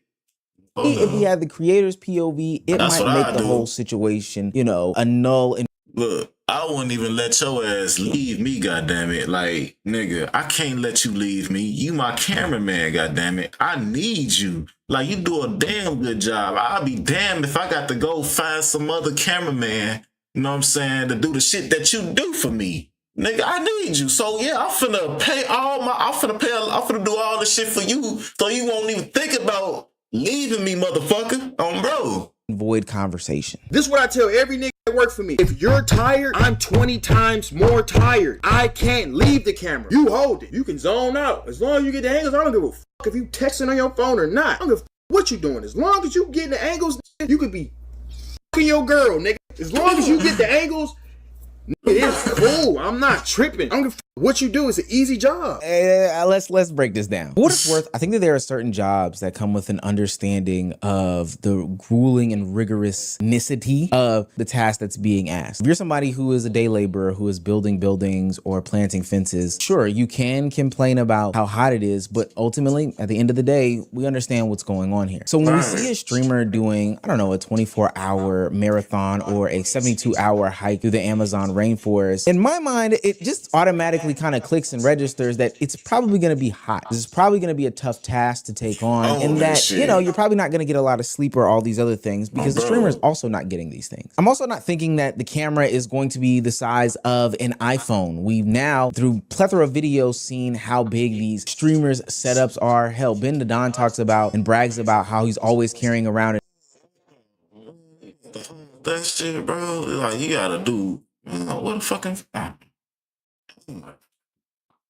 These streamers' setups are. Like, that shit right there, you gotta hold it like that shit right now. That's too much. That's too much, big fella. That's too much. Ben the Don talks about and brags about how he's always carrying around an FX6. Nothing in my mind makes me think that that is a small camera. And the pay conversation is super. $8,000? What the fuck? Nigga, hell, nigga. Explain how somebody should be getting paid for this type of work. I would love for everybody to get a livable wage, but I also don't think that a streamer can delve out tens and 20s of thousands of dollars for a cameraman. Now, there is one thing that DDG said, and I might have to find it. It may or may not make this video, about how you get paid in exposure in the time that you have with a content creator or streamer. Yeah, to me, that's 1000% BS. Can't pay my bills in exposure, and I damn sure can't pay my rent in the times that I had with a streamer or content creator. And for what it's worth, 9 times out of 10, that doesn't really lead to anything tangible. Somebody would probably say you could roll that into some sort of career as an entertainer, but ultimately you spend most of your time working for said content creator. And content creators do have some sort of stipulations in their working agreement that says that you probably can't create content, but I digress. And so they had a disagreement. The guy stopped working for DDG, and DDG immediately began searching for a replacement. But instead of just, you know, submitting some sort of job opening request on Indeed or LinkedIn or asking his friend, he decided that he was going to start a contest. He did a 24-hour boot camp in order to find a new cameraman, which would ultimately be his like 4th in 2 years. The tryouts are entertaining, but they also quickly show how DDG has returned to the same position that he's been in for the past damn near 3 years at this point. He's once again searching for somebody who can film him, travel with him, and become a part of the content as a whole. And the question isn't if DDG is going to find another cameraman. He running into that same problem because he specifically said he ain't paying his cameraman well enough. Bro, you doing him all that shit. Bro, you have to, know what I'm saying, boost that pay rate up, make him, you know what I'm saying, like, man, bro, give it to him, bro. Give him that shit. And it's he deserves it. I know I keep stopping it. He deserves it, man. He your cameraman. An opportunity of a lifetime. The question is whether he can build a working relationship that's going to last. Now, before DDG finds him a new cameraman, we need to look at the previous ones, because while there have been some other content creators who have had issues with their employee, DDG continuously has these fallouts. And the latest one makes more sense when you understand what happened to his previous cameramen, Ed and Johnny. The narrative of DDG not paying his people is absolutely incorrect. I've been using the same people for a long time. My cameraman, I just started streaming streaming in 2025, guys. How many cameramen do y'all think I had? It's only been Johnny and Ed. And everybody assume, oh, DDG can't keep a cameraman. Nigga, it's only been 2025, bro. I haven't been in the game that long to even know where to go and find folks. You feel me? Yeah, you've only been working with 2 people, but they've been kind of in and out and in and out. Just like a toxic relationship, DDG and his former 2 cameramen have been on and off again for probably like the past 2 years. Now, the reasons vary slightly, but there is some sort of pattern here, and it does open up to be a bigger conversation. His first cameraman, Ed, did about 2 stints of 6 months before leaving DDG for these reasons. The pay isn't right for me, as you guys know, with the cameraman job. Because I needed to make more money, all I did was wake up earlier, wake up later, make some content, make some clothes, and make some money. In all honesty, when it comes to the pay that is received strictly off filming, it wasn't enough for the financial needs that I had. Now you guys can get a general idea, but when you live in LA, regular payments that you have, whether it's rent, car, insurance, just the basic things, and food, if the money was to come in, it would come right out. Now, I do think it's DDG's responsibility to build some sort of environment that will... See, that's the problem right there. Motherfuckers need, like, you waking up motherfuckers out their bed just to make them go all the way. Then not only that, you know, so they gotta pay for plane tickets. You ain't even giving them free plane ticket. They gotta pay for their own shit. You know what I'm saying? Then they might gotta pay for their food and shit, nigga. Like, what the fuck? Like, yo ass the boss. You supposed to, like, bro. You know what I'm saying? The plane ride, I got you. That's my shit. Food, everything free. It's on me, nigga. And then here go 500, nigga, off the bump. Like, just give it to you, bro. You know what I'm saying? For me, yeah, nigga, this for you. This because, like, I don't want you to go nowhere, bro. I don't want you to leave me. Like, you do a good job, bro. Continue. You know what I'm saying? Then how much I'm giving him, I'm keeping you that, bro. Like, for real, make bro. for a happy and healthy working relationship I'm between trying the to tell you. cameraman and whatever other employees that he does have on his payroll. Ultimately, nobody likes to do a bunch of turnover at their place of employment, and the idea of bringing in somebody new and training them every 6 months almost sounds nerve-wracking. But that's exactly what he did with this cameraman, Ed, and then also another cameraman, Johnny, who we'll get to in 2 seconds. But the concept of him not paying enough for the lifestyle that Johnny would live is not the fault of DDG's. Ultimately, a job pays what it pays, and while you would love increases, while I would love people to be getting paid a livable wage, not saying that DDG wasn't paying him a livable wage, but ultimately, if you have a $20,000 lifestyle and the job only pays $3,000, then hey man, that's kind of on you. And I think DDG was even fair in his responses. He went down this rabbit hole about how he gave incentives and opportunities for there to be more money made. The amount of money I was paying Ed was not life-changing, regular money, but there was incentives.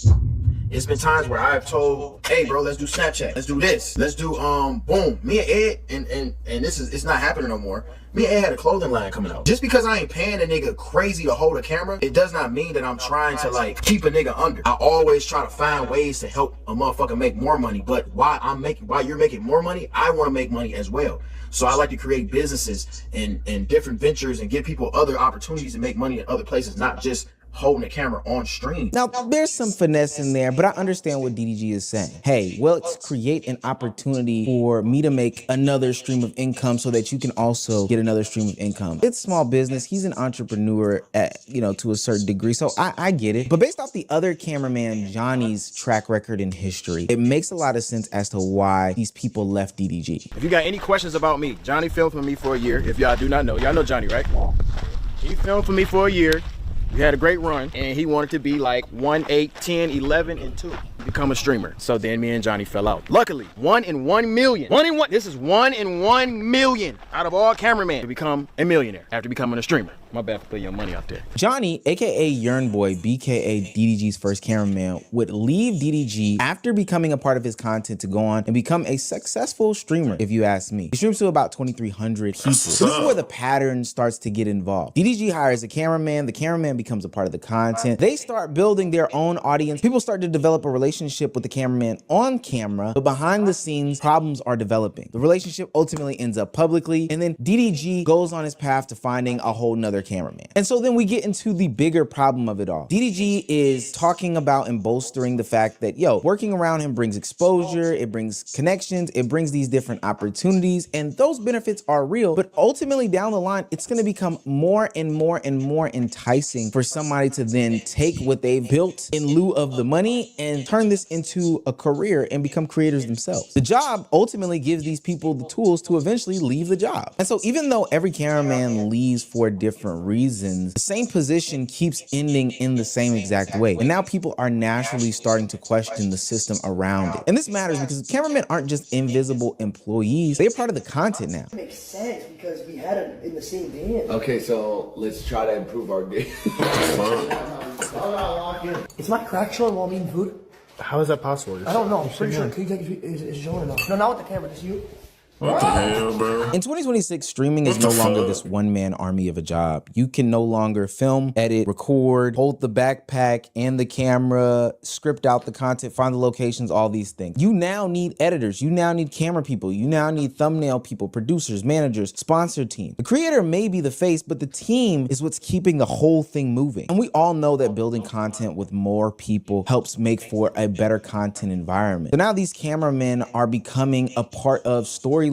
They're becoming people who hold people accountable, who streamers and content creators are praising, who are being taken seriously in this space, not just because they help get the videos and clips out to the public, but because they are also a part of making the content better. This also means that audiences are becoming more and more attached to them. A long-term cameraman is going to learn the creator's personality, their filming style, their daily schedule, what their good side is, what their bad side is, their friends, their family, when to speak during the stream, when not to speak during the stream, what moments are worth capturing, and so much more. But more importantly, what the audience finds to be entertaining. That level of knowledge cannot be replaced instantaneously. And this is why stability is so important. When a creator keeps the same team, you're not just seeing growth in the creator, you're also seeing growth in the whole production and shebang-a-bang in and of itself. And that's You need to keep your team happy.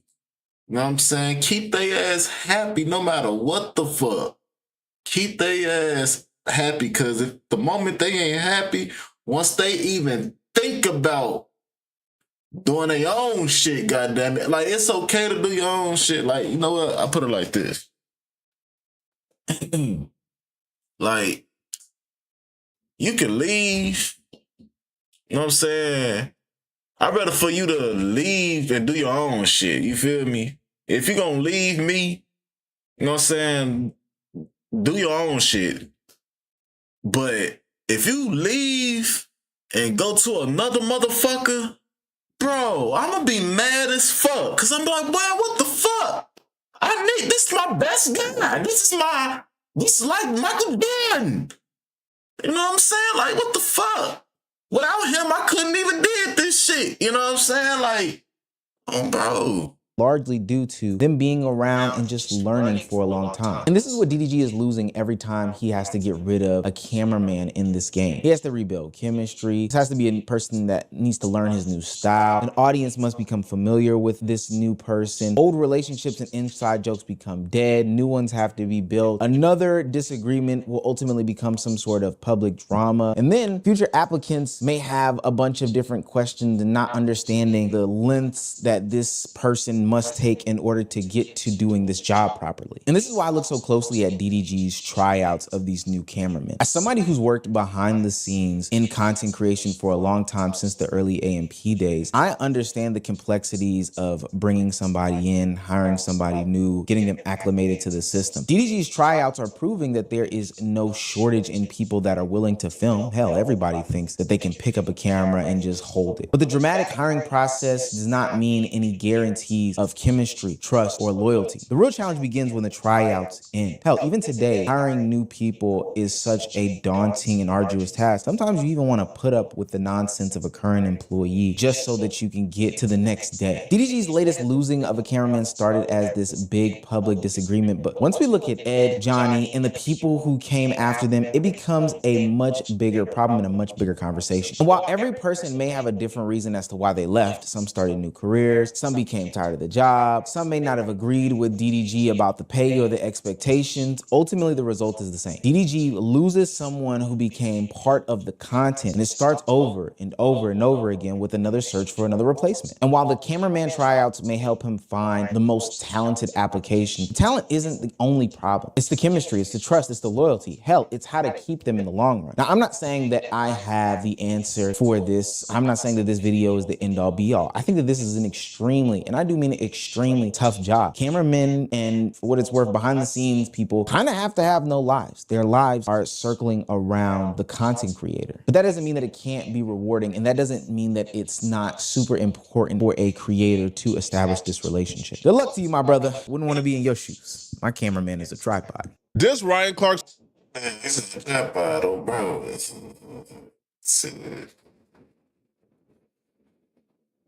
Hell nah.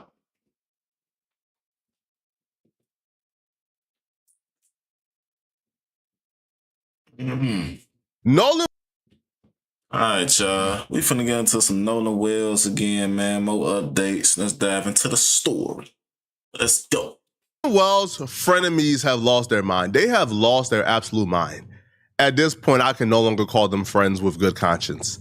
This is just not normal. So Warren Husson, the dude who sat down with Officer Tatum for that disastrous interview, who claims to be Nolan Wells' best friend, his parents just did something today that has pissed off a lot of people, including myself. This is absolutely horrible. According to Officer Tatum himself, by the way, Warren was one of Nolan's friends who did not do the lie detector test when everybody else did, when everybody else volunteered to do it. Told me that all the boys except one, which is Warren, I believe, took a polygraph test. All of them did not have lawyers and did it and cooperated with police. Warren also cooperated with police. I just believe he didn't take a lie detector test, but Warren is the young man that I interviewed. So according to what they told me, they all took a lie detector test and passed. And it's an equivalent of a lie detector test. It's not a traditional lie detector test, but it's the same theology of trying to get to if a person is lying. I don't know the name of it. It's an equivalent of a lie detector test. It's a different methodology. I don't believe it was a polygraph test. I believe they took other stressors in order to analyze if the people were telling the truth or not. Did they take a polygraph would be no.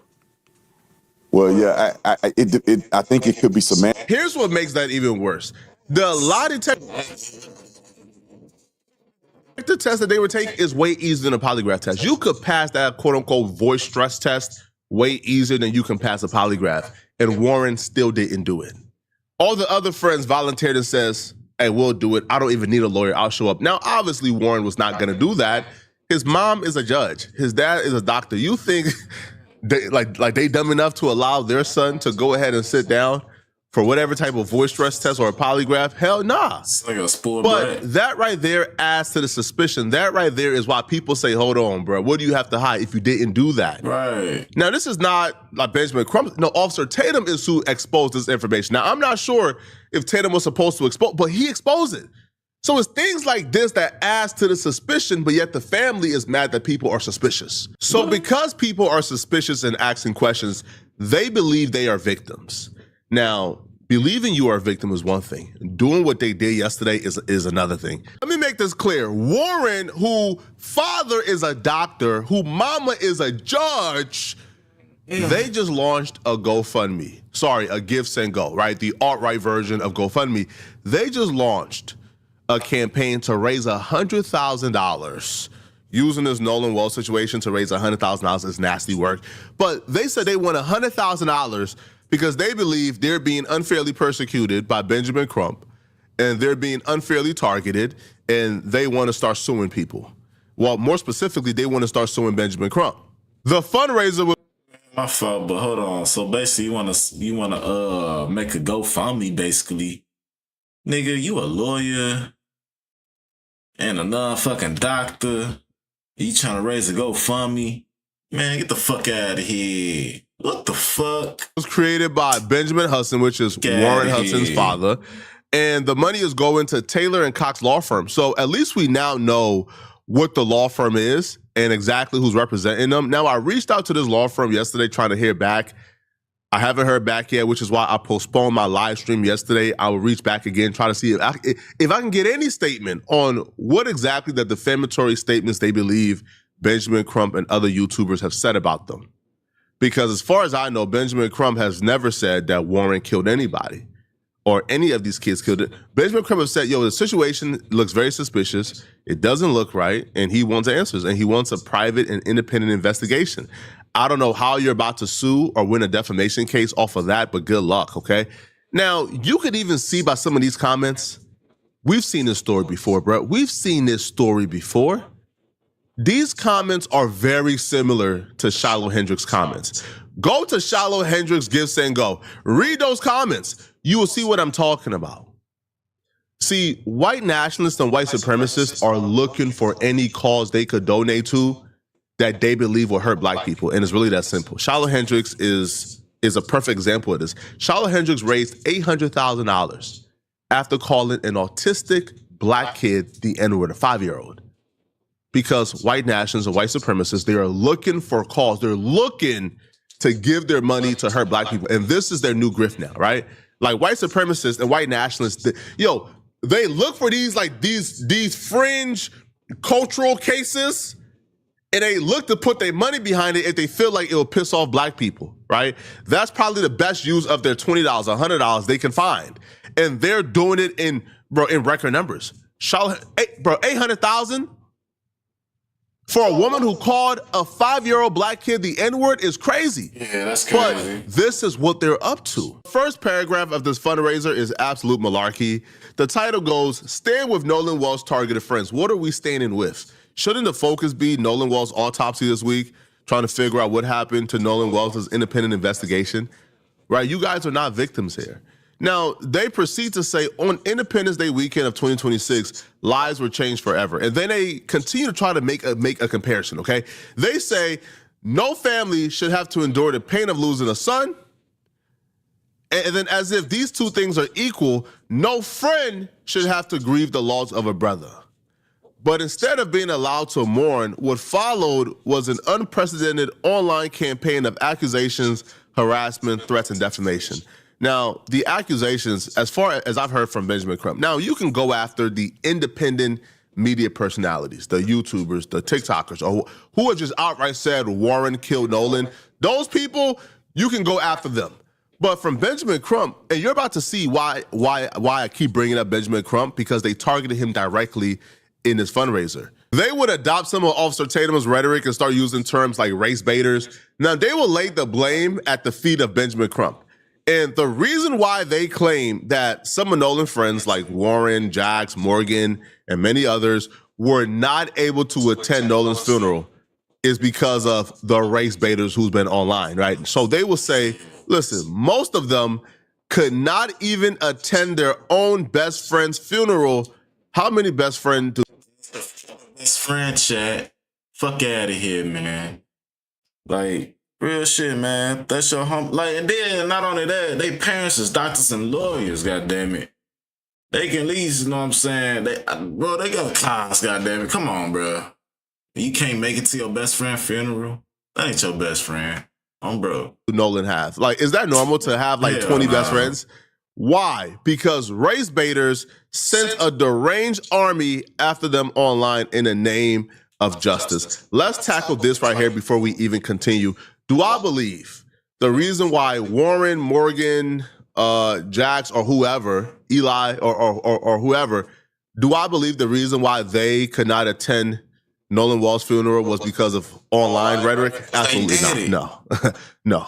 They know why they couldn't attend. So they did it. They were not scared of the make-believe, unknown online crowd. No, they were probably not invited.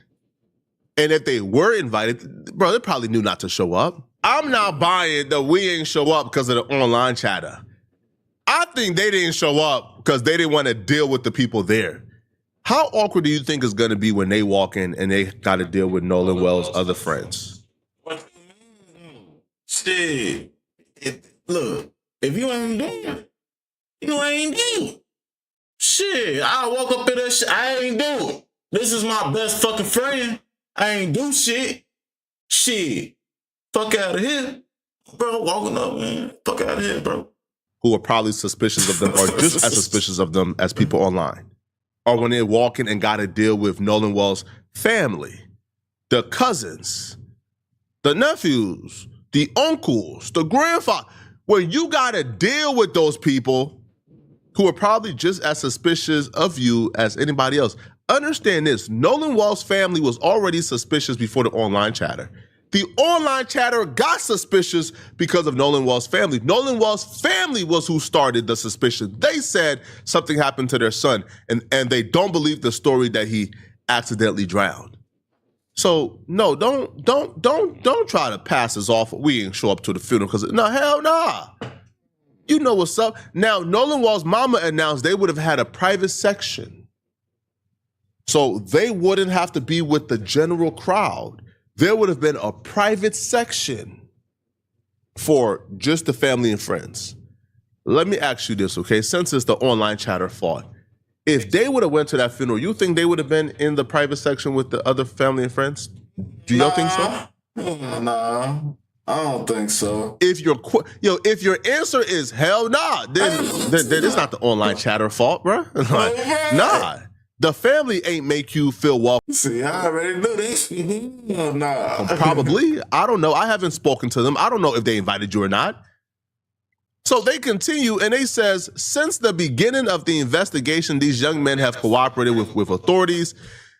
But here's the thing. Officer Tatum, he's now implying that he may have gotten some new information from them after the interview. He's claiming that, that maybe one of them told him that there was somebody giving out coke and Nolan may have taken the coke and he may have been high and drunk and that may have led to the drowning. Y'all didn't tell the parents that from everything I know. So if we sat down and we had this long conversation or we talked and y'all gave me what y'all story was and then I hear 2 months later from somebody who I absolutely despise, I hear that person, that person, Tatum, I hear that person coming out with quote unquote new information that I don't have as his mother, I'll be pissed off and I will no longer want to talk. You guys already told me y'all know nothing else. This is all you guys know and you guys relayed that information on day one. If you told me you know nothing else, why do I need to talk to you? So they continue. Some of them even resorted to speaking up publicly to defend themselves against baseless allegations. But unfortunately, it has become clear that the truth does not matter. Of course it matters, right? Again, you just can't be quick. You just cannot feel entitled to, to people's belief. People don't have to believe you. People don't have to hear your story and think you're telling the truth. They can be suspicious and they can say, until the investigation wraps up, I got my eyes on you. Which is what I think Benjamin Crump and Al Sharpton has been saying. Until this investigation wraps up, I cannot rule you out as a suspect. They go, their names, faces, and personal information were spread across the internet. They and their families have received thousands of hateful messages, death threats, and calls to violence. They have been threatened online and in person countless times. There have been bomb threats, packages sent, and credible threats of which arrests have been made. And we'll get to that arrest shortly. We can get to it right now. That arrest is from Ashley Cole. So a woman was arrested for threatening Ashley Cole in her Facebook DMs. Now, they name Al Sharpton and Benjamin Crump directly. They says Al Sharpton and Benjamin Crump and the usual suspects of social media personalities. Again, man, terms like race baiters, usual suspects. What do you mean by usual suspects? What does this mean? No, let's break it down, okay? You're doing the fundraiser on the alt-right version of GoFundMe, which is Give, Send, Go. Everybody look at Give, Send, Go with a sketchy eye. Like Give, Send, Go clearly, right, allows a platform for racist people to monetize. You're using that platform. That's suspicious. You start using terms like usual suspects in regards to two black men like Al Sharpton and Benjamin Crump. I don't know, bro. Y'all not helping y'all case, bro. And that's just my opinion. All right, so it continues. This is the typical tactic of Benjamin Crump and the like. They come to communities like the Gulf Coast under the guise of seeking justice, but it has become painfully clear that their version of justice is stirring division, ruining lives, and then leaving when the money is dried up. We have seen this same pattern time and time again, most recently during the Carmelo Anthony trial. How did Benjamin Crump stir division? Again, do you understand? Let's use the Carmelo Anthony trial, for example. Do you understand that from day one, like Carmelo Anthony was already like polarizing? There were people who believed that if this was a white kid, he wouldn't be arrested. They believe it was self-defense, while others believe that it was murder, and it was divided along racial lines. Benjamin Crumb didn't come in and stir it up. It was already stirred up. It was already stirred up. Now, I can't for the likes of me understand exactly what you guys think Benjamin Crumb did that amounts to defamation. I just can't see it. Benjamin Crumb has never named any one of these kids by names and said they did it. All he said was an independent investigation needs to happen. As simple as that. They continue and it says, the fund is created for the sole purpose of fighting these individuals, the individuals being Benjamin Crumb and Al Sharpton. Our goal... Man, my fault for stopping the damn video, but man, that shit hit different, man. This shit tastes like, it's just so fruity. Like, it tastes all the fruit. Like, this shit good as fuck, bro. Like, real shit. This shit hit different. I don't know, man. Guess the dope. Is simple and twofold. Our first goal is to raise money to defend these friends against incoming wrongful death actions filed by attorney Benjamin Crumb and his team.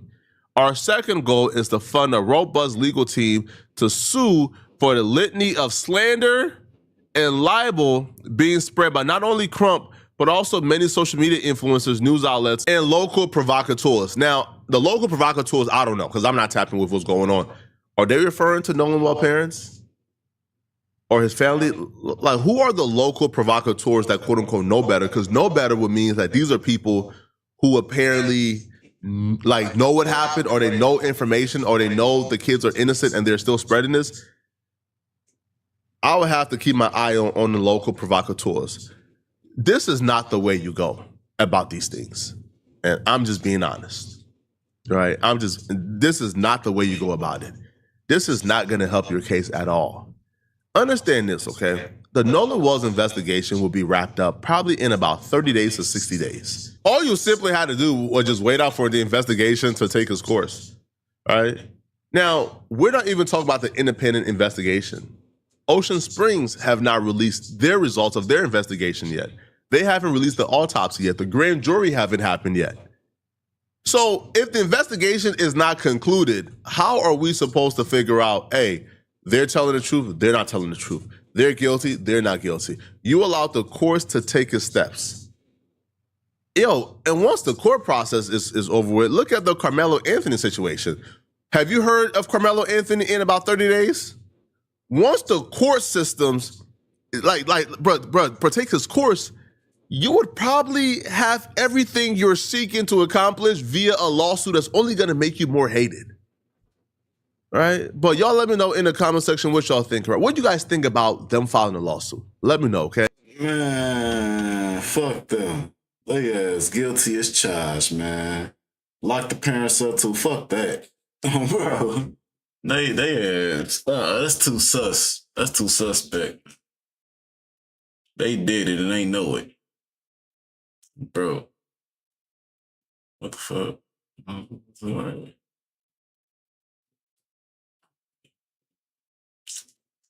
Nobody wins when the... Alright, man. We finna get into this story of this Houston rapper. Damn, what's his name?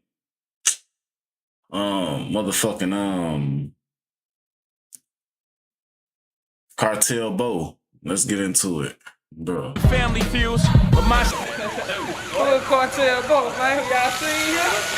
No, I don't. I ain't seen this place. Holding around with all these bags, been working on my endurance. Why everybody in the rush to crash, but nobody got insurance? I'm gonna tell you this story. You can put the camera out the window and shit the bridge so we ain't gotta stop, because it's kind of dangerous to be out right there. So Perkins had got his head cut off, cut his dick off, put his dick in his mouth when we was kids. You know what I'm saying? But you know, they never disclosed what it was. So I ain't finna. Right here, we coming up on it. This bridge right here. A lot of people don't even remember Perkins. That shit happened in 2006. I found it interesting that all of the key places Bo was showing us on this journey all centered around one thing: violence. Every single place that he was bringing me to had some sort of significant violent encounter. Man, this ain't Cali. My crippin' don't come from Cali. Not from Murderwood. Now come over here and tell me what you got to tell me. As my grandmother used to say, the same thing that'll make you laugh will also make you cry. May she rest in peace. I try my best to live by that every day. And I tell people all the time, man, it's best to treat people. Oh, goddamn it. People how you want to be treated. A couple days ago, we talked about the Houston rapper Cartel Bo, him getting arrested while on federal probation for claims against his baby mother. Everything they've been going through has managed to reach the public fallouts, the public back and forths, the public social media bashing, even him posting a list he claimed his baby mother slept with the day before he got arrested. It looked like they hated each other, but behind the scenes, according to the baby mother, he was still trying to get her back. He also battling cancer. And from the outside looking in, you would have thought she stayed down. But sometimes the end ain't what people expect. She did come back, but some say for revenge. A day or two later after coming back, she ran out the house wearing nothing but her underwear, while in handcuffs, alleging she was locked in a closet, beaten and abused. Not to mention, as aid, she was forced to eat little to nothing according to her, then allegedly denied food for days. These are serious allegations, and they're now at the center of a criminal case, as mentioned at the very beginning, with the man that's currently on federal probation. Now, according to her, this abuse been going on for years, so a lot of people are asking the same question. Why did she come back? Well, she recently sat down in an interview that made me bring this to you guys' attention right away. She made one thing clear. She says her feelings for her baby father are gone. Say she doesn't care what happened to him anymore. As long as she has her children in her life, he could die in jail according to her. So now people are wondering, was this a setup? Was this the plan all along? I mean, Cartel Bo did come out and say he had custody of his child. Maybe this was her way of getting back. One thing we do know is this. Whether these allegations are true or not, he's now in a fight for his life, because these new charges could carry devastating consequences if convicted. So today we're going to hear directly from his children's mother. We'll go over the latest developments since Cartel Bo was arrested and revisit what the court document alleged and see exactly what his case stands today. If you missed the first breakdown, I'll leave the link in the bio. But before we go over this one, I want you guys to remember, I don't give you no angle. I just give you the story. So with that being said, make sure you like, comment, and subscribe. We'll jump right to it. Make another PSA. Listen, if you ever wish payday came sooner, this might actually help. It's a banking app called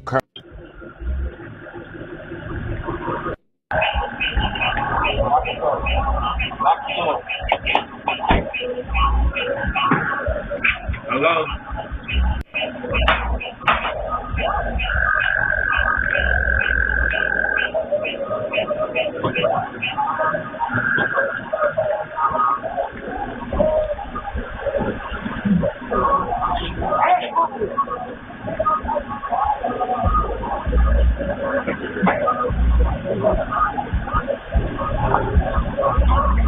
Yeah, buddy.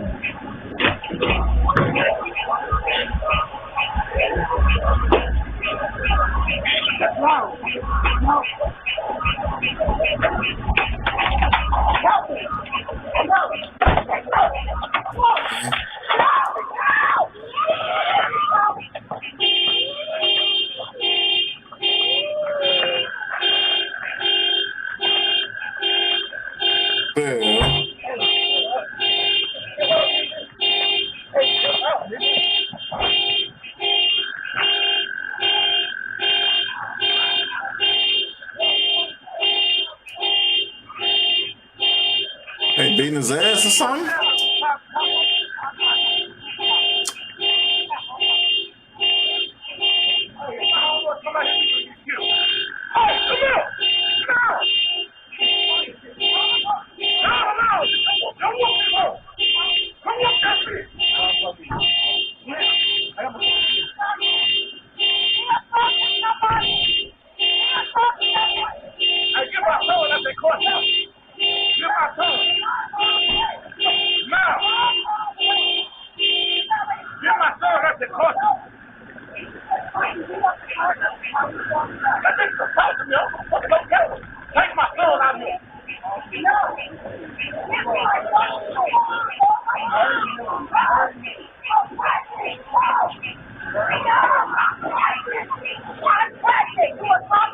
Yeah.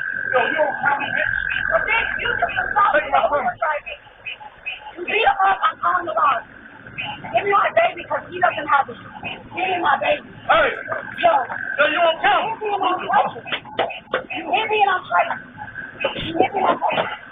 Get away from me. He beat her ass too. Oh, bro. Give me my kid now. You have my other and that's not his son. That's not his son. That other baby is not his son.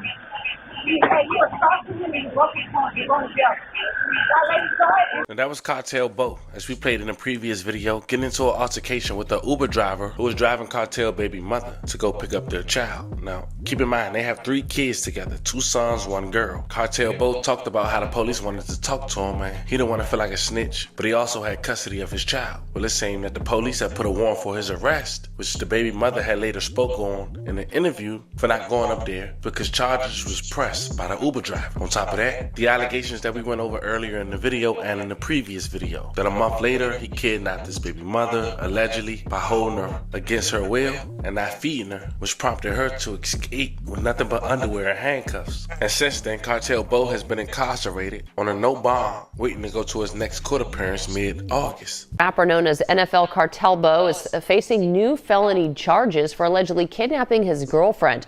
The rapper, whose real name is Warren Brown, was already behind bars on a misdemeanor charge for assaulting an Uber driver that police say witnessed Brown attacking his girlfriend while she was trying to pick up their child. Court documents say the kidnapping took place more than a month after that attack. Brown is due in court Friday for that assault charge and then due back in court Monday for the aggravated kidnapping charge. 24 hours after the news went public, Cartel Bo baby mother do an interview, and it gets released 48 hours after, the same day he was denied bond. Check it out. He's sick in his head. You're in my face and bottling the whole time for custody of our daughter. So I didn't know that. They're serving me at an address that I don't even live at. I don't know to go get a lawyer, nothing, none of that. The girl tells me when it's already ongoing and been going on. So I let him have that because it's like, this is your daughter. You do need to be a dad. You did miss out on almost 5 years of her life. You got out in 4.5 and just made it in time for her 5th birthday. Good for you. I didn't really think about it like the bitter baby mama. Oh, you not finna get no kid. You like trying to control you, because I will never go through children to hurt somebody else. That's just not me. So was there no fear? I never went to court and lost custody. I never even fought him in court. I'm pregnant with a whole baby, tired as, even though I don't show when I'm pregnant and look pregnant any pregnancy that I've ever had. Hey, listen, I'm exhausted. There's a lot of things that I'm trying to keep up with. And look, you are her dad. So what is wrong with you having her? And at the time that he's filing custody, our daughter, when he got out of jail, didn't even stay with him. He only got her every other weekend and was supposed to get her every weekend. And if he did get her, she wasn't immediately staying with him on the weekend. She was staying with whoever, a babysitter. Behind my back, you got my daughter meeting so many different that you just meet offline. You're weird. You're weird. And my daughter don't like that. And she doesn't like the way in front of you, and he'll coach her on camera to say that I'm a bad mom and I'm abandoning her. Because she's afraid. She's intimidated by you. You're disgusting. And that daddy-daughter, that only lasts for so long. Your daughter understands exactly what's going on. Our daughter. And has explained it, told me herself that she doesn't like the way her daddy treats me. So if he thinks that he has his daughter like wrapped around his finger, that's sad that he doesn't, because you're supposed to at this age. But eventually they do grow out the little daddy girl stage, because they know what the is really going on. And unfortunately, she really knows what's going on. So let me ask you this. So was there no fear, because you've been very open about the abuse that you experienced with him, was there no fear about your daughter being with him? And you know what I'm saying? Like, there was, but what could I do whenever he's sitting there taking advantage of the fact that he convinced me to be a stay-at-home mom, just be with the kids, and the whole time behind my back, you're around and you talking shit about me being this and that and a prostitute, which is not valid. I've never sold no for you, never turned around and gave you any money like you quote unquote say that these men have given me, and you're lying. You're sitting on Instagram lying. You're putting me together with men that I've never met. You are lying. You're insecure. And if you want rap friends that bad and you want to follow back so bad, because that's what's going on. I noticed that, for example, after he talked about Lil Migo, we've never met in real life. We've never met. Y'all are following each other. Everybody that some of the men that you like put me in the category with, whether I had dealings with them or not. One, if I had dealings with them, you think niggas ain't sitting back and laughing at you? They may not tell you that, but they are. Cause who the are you? Who the do you think you are? That's what that's giving. Like, you look like a loser. You hanging with that. You're trying to hang out with that. You're calling out that you're saying slept with me, and if they did sleep with me, you're sitting there taking pictures and linking up with them. You look stupid. You're the biggest clown. You're a loser. You look weak as hell. But yeah, I was. But at the time, I'm sitting down being a stay-at-home mom, and when I'm getting my ass whooped, and I'm not able to even make my own bread, because that's where he wants me to be at the lowest of my lowest. He's intentionally doing things so that I don't have a way to make money, so that I don't have a voice to speak up for myself. He's isolating me. He's making everybody think that I'm crazy. He's painting a nasty narrative on Instagram about my life, which he has no right to do. So now let's expose the truth. I don't give a f- about open cases. There is no open cases right now. He has people thinking that interview me. That affects my case. No, it won't. Evidence, hardcore evidence is what these people have. Me doing interviews doesn't affect anything. You just don't want people to work with me so that I can't really expose who you really are. You're sitting there lying on me, slandering my motherhood, slandering my character as a whole person, as a whole woman, so that nobody loves me, adores me, and fucks with me. And you got me up. So you, your money, and your opportunities, because I'm not saving face for you at all.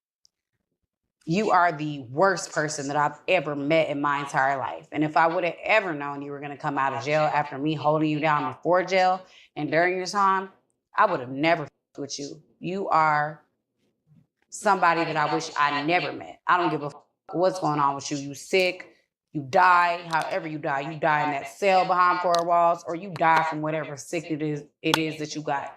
I sympathize with people that really want to change and really take care of their families and really care about their kids and really care and really are genuine. He's far from any of those things. You wanna use the chess, not checkers, play card and throw in the card that you're sick with cancer. You were whooping my. We've been known that you was sick, and you was still way before that, the year before that. We've been knowing that you could potentially be sick years before that. And guess what you were doing when we really knew that you were sick a year ago, when you finally went to the doctor, beating my ass while I'm pregnant? So why the should I care and sympathize with somebody that's still doing those things and they're apparently sick and guilt tripping me to stay with them, to take care of them? And that's why I was for stopping it, but apparently a motherfucker ain't sick if he beating your ass. I'm just saying, he ain't that damn sick now. there to take care of him, because I have a big heart, even after he did that list. After he did that list, he wanted to work it out, and we were working on things, and then I decided, you know what, this is not for me. And the day that I'm getting up, ready to get the he comes and drops this bombshell on me that he's sick. But you still being evil and shit like that. While you snot-nosed tears, always convincing me to come back and you want your family, you're being evil. I'm not going to sympathize with somebody that's sipping oil every other day, if not every day. That has our daughter in the studio on school nights until 6, 7 in the morning, and she's missing school a lot. She's missed so much school, she can't miss any more days. I'm not sympathizing with nobody that don't give a. Sometimes when people are sick, not even sometimes, if they're already how they are, they're not going to change. Period. So I'm not giving him the sympathy card. Whatever it is that he's doing on social media is for image, it's for look, it's for validation, and he's an attention whore. And since you want so much attention and you think that Instagram court is going to hold up in actual courts, and it's not, you know, I just hope that all these that you feel, that he feels like, that he may feel have one up on me, laughing at me, Mensu, his Instagram, little fans. I hope that all these stupid that encourage you and enable you with your nasty ass abusive behavior,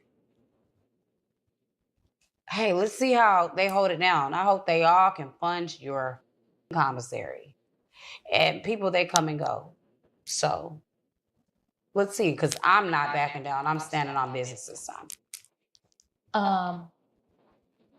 I understand that you're very much standing on this because of things? I don't care that he's the father of my children anymore. That was why I spared him, and that's why cases got thrown out. Not the narrative that he paints where I'm banging on his door, oh, he's innocent, and they got thrown out. No, your grandmother's funeral had just happened. She died, and my grandmother had just died like a week or two before that, or her funeral was held before that. And I was in a vulnerable moment, which is how I even got pregnant again. Really drunk, we hanging out because we just lost our grandmas and like that. He was at my grandmother's wake and funeral trying to act weird. Even my family was like, what the f is wrong with him? And then at his granny, when he needed me, can you just be there for me, calling me son? Can you bring the kids to his funeral? I was already bringing them on behalf of a family member that asked me to. I'm not coming for you. Can you please, after the funeral, we hung out and we were around each other and we did a flick and I used it for OnlyFans. Of course, why wouldn't I? I'm a capitalize because you talking shit about me in the blogs. And we did that after the fact that he slandered me and said that I was homeless and did all that immigrant's apartment, which is very false. I don't live there. Any of that wasn't true. But okay, so let's talk about that. No, that's what I want to talk about. But what I want to say is like, that's even how I got pregnant while people sit there and they try to judge. But you're pregnant. It don't matter. It don't matter. That's not the principle. So what? Stop protecting and defending a person that needs to be held accountable. That just caused me to miscarry. I'm not playing with him, whether or not I was thinking abortion or not. That's for me to go do. You don't do that. You don't put your hands on nobody and cause that type of stuff to happen. So, yeah, I'm going to stand on business. Go ahead. I'm sorry. I had to get all that out. Like, Shout out to Real Life Street Stars. After listening to her interview, I had to bring it to you guys' attention. This is a woman who knew what she was doing from the very beginning. While Cartel Bo thought he was winning on social media, she was allegedly plotting behind him. They got him now fighting for his life, and she's now currently in the running of having custody of her kids again. And as she said in the very beginning of her interview, reclaiming her life, not caring how he passed away in the process. Y'all think this was done intentionally, or do you think this was something that happened and it just caught up with Cartel Bo? Let me know how you guys feel about this one in the comments. Yeah, I feel like that's time, my motherfucker. Shit. You do wrong to others, motherfucker. What you think gonna happen to you? Bro.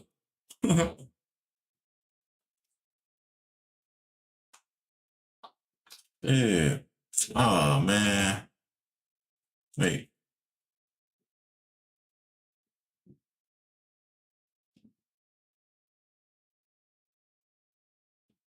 Big U is in a world of trouble. All right, y'all. Let's get into the Big U story real quick, man. Let's dive deep into this shit, man. No, he ain't getting out soon. That nigga, he in there. After what I just heard today. Bro is cooked beyond belief. Like, I can't even begin to tell you how cooked Big U is. Big U is currently in jail on racketeering and murder charges, but Big U has not learned his lesson at all.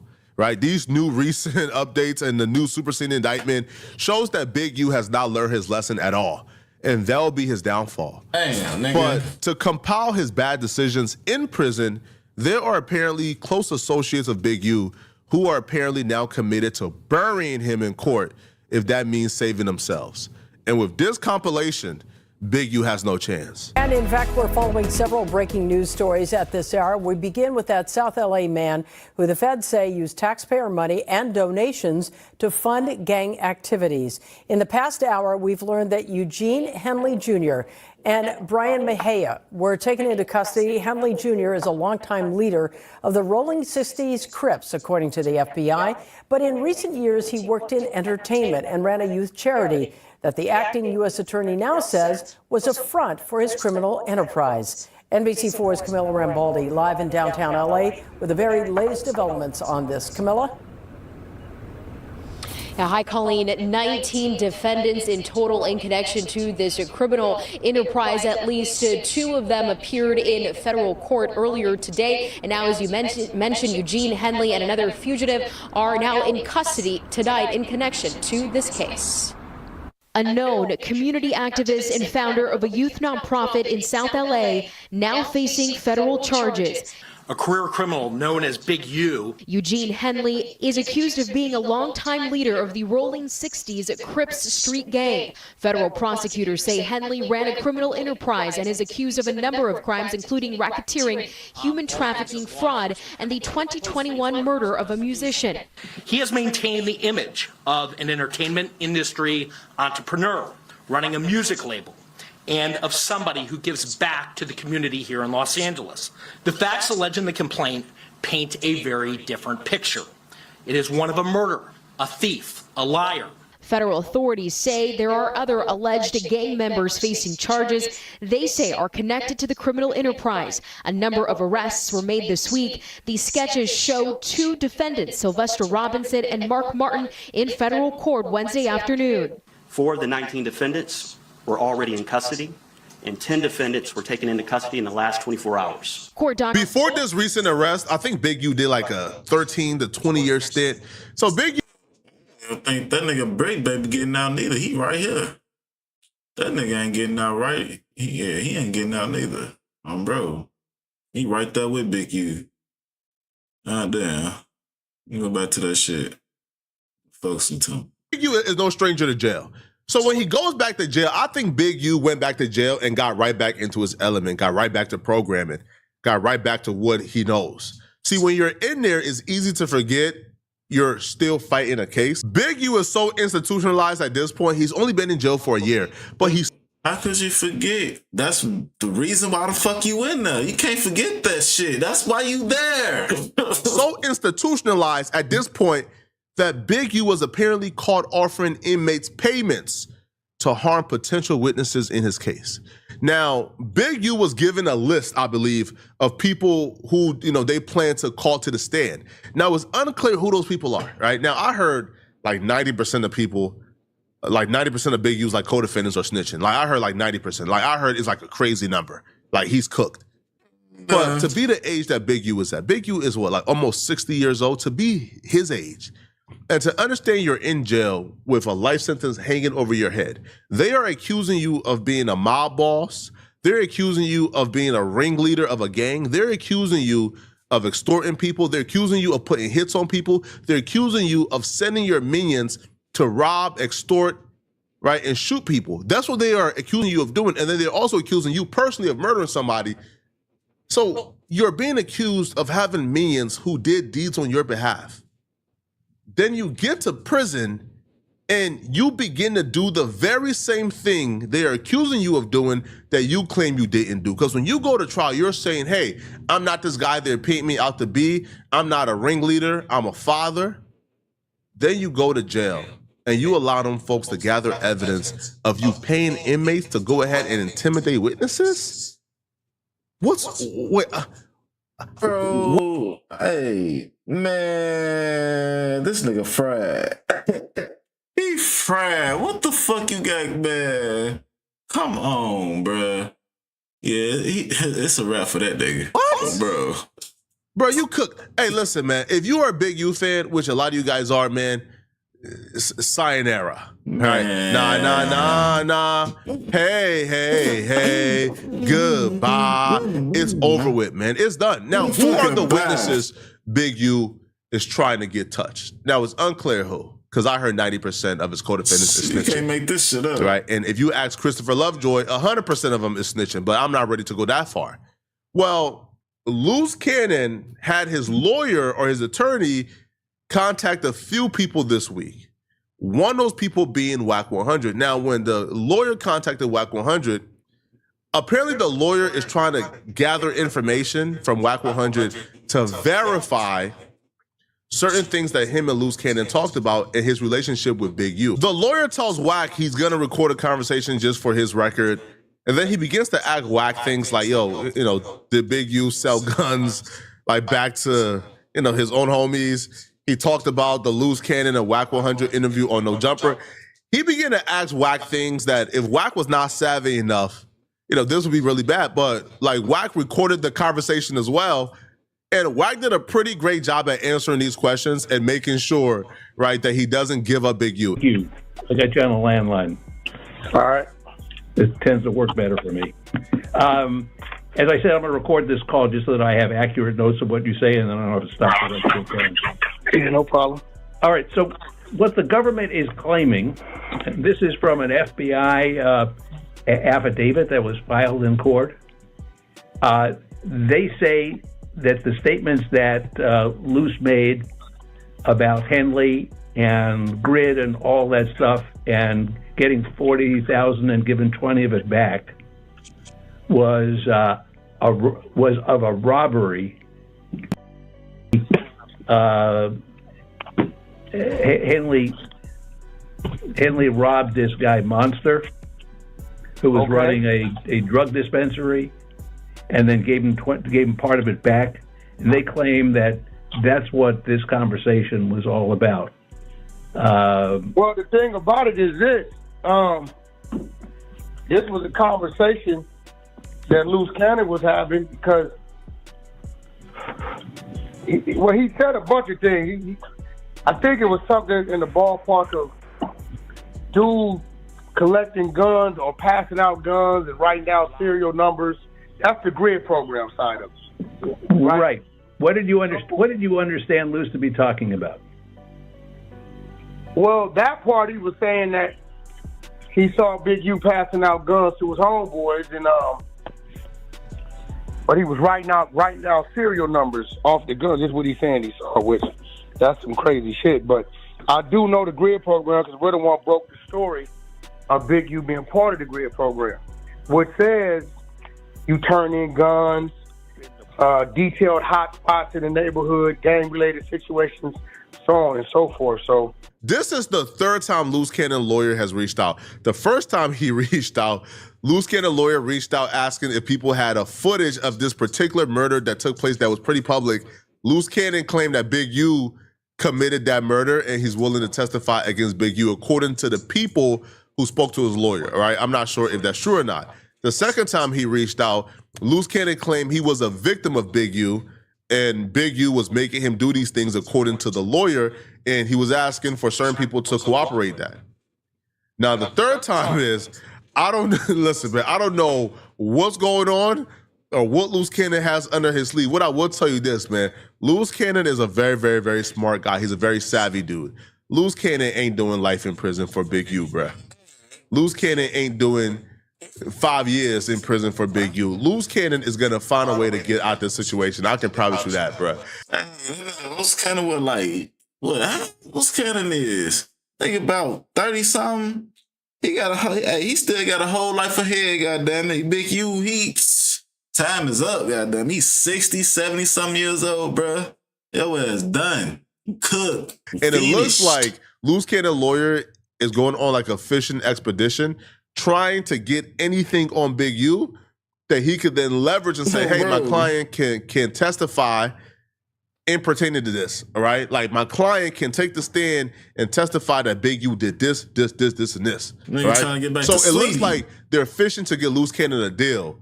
But I don't know why they're on the phone with Wack. I don't know why they're on the phone with other people, because Wack ain't the only person they call, from my knowledge. Like, they call other people. I just can't for the likes of me, like understand this.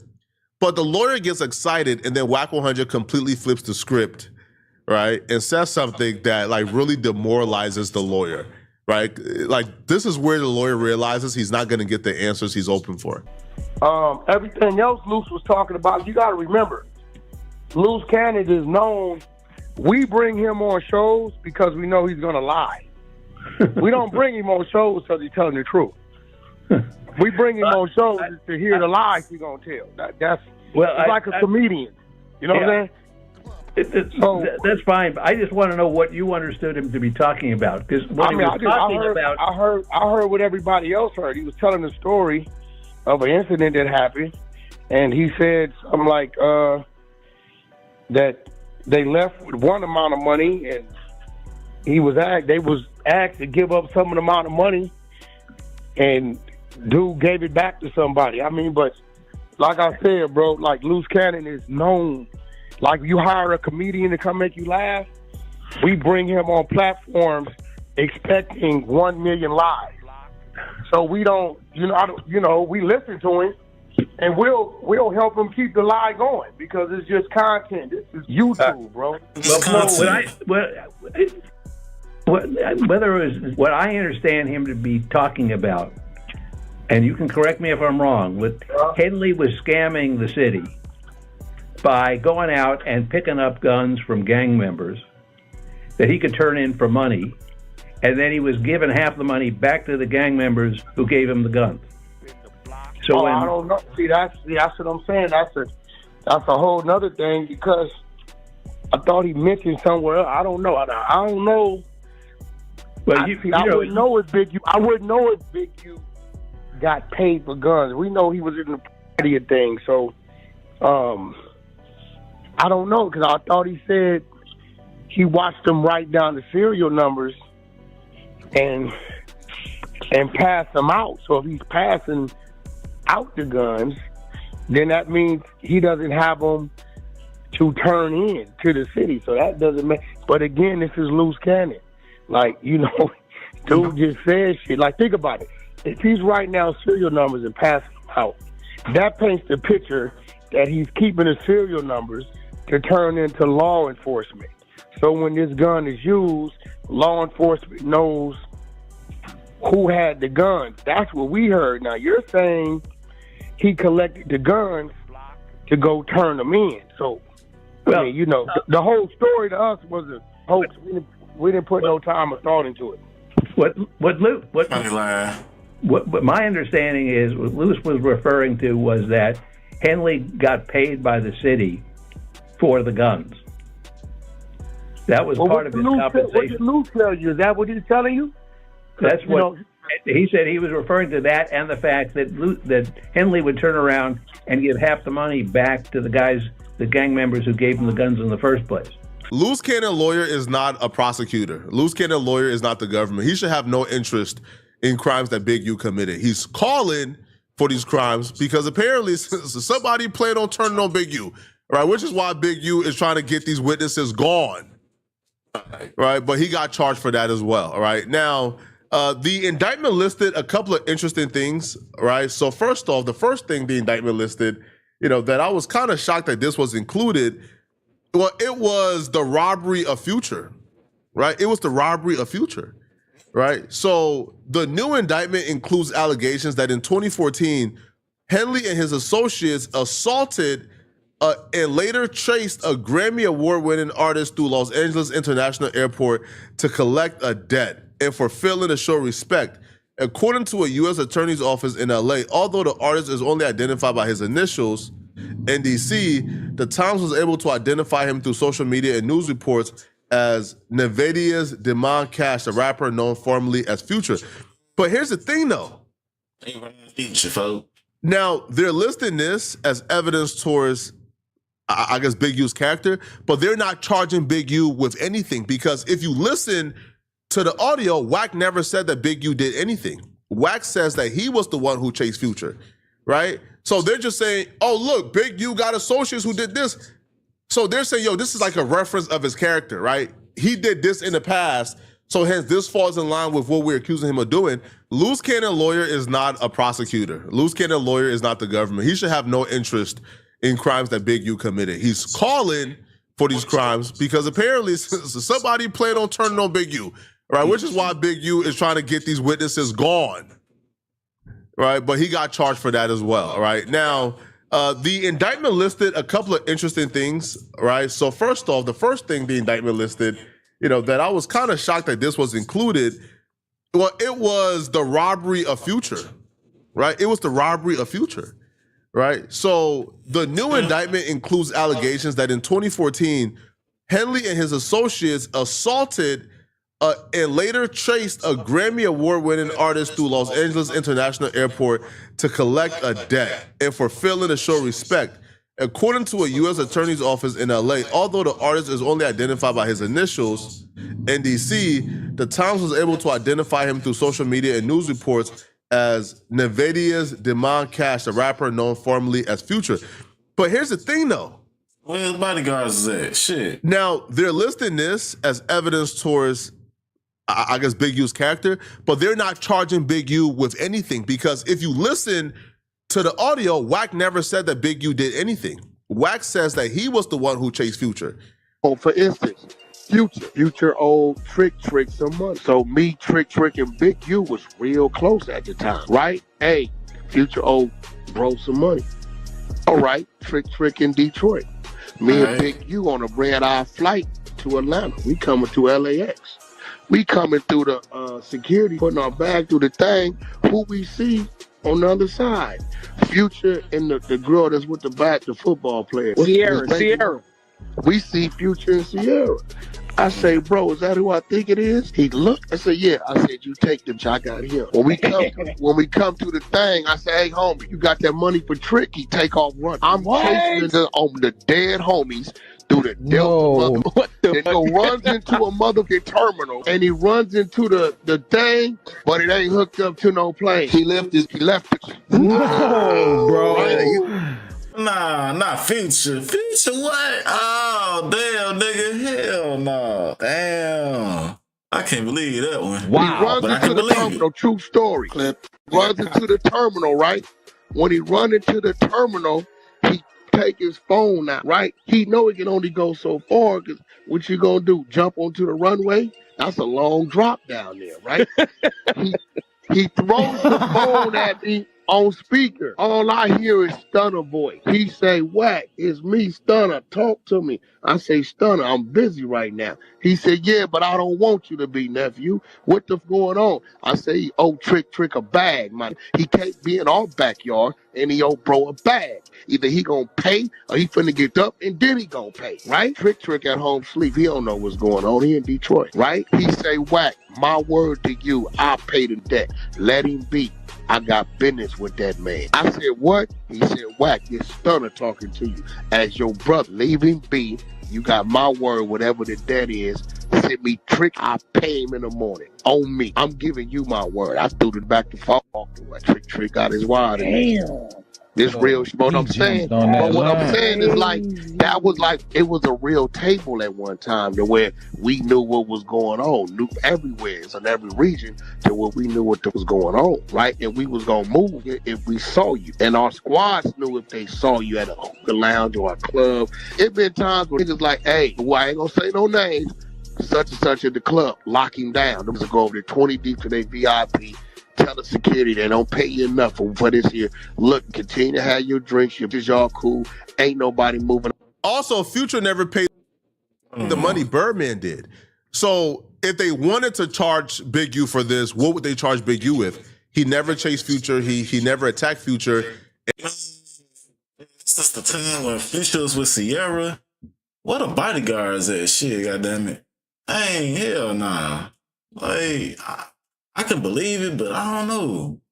Hey, Wack 100 knows shit, so if Wack 100 said, then damn it, it's true, I guess. And Birdman paid the money, not Future, so they can't even charge that with extortion, right? So, like, what would they charge him with?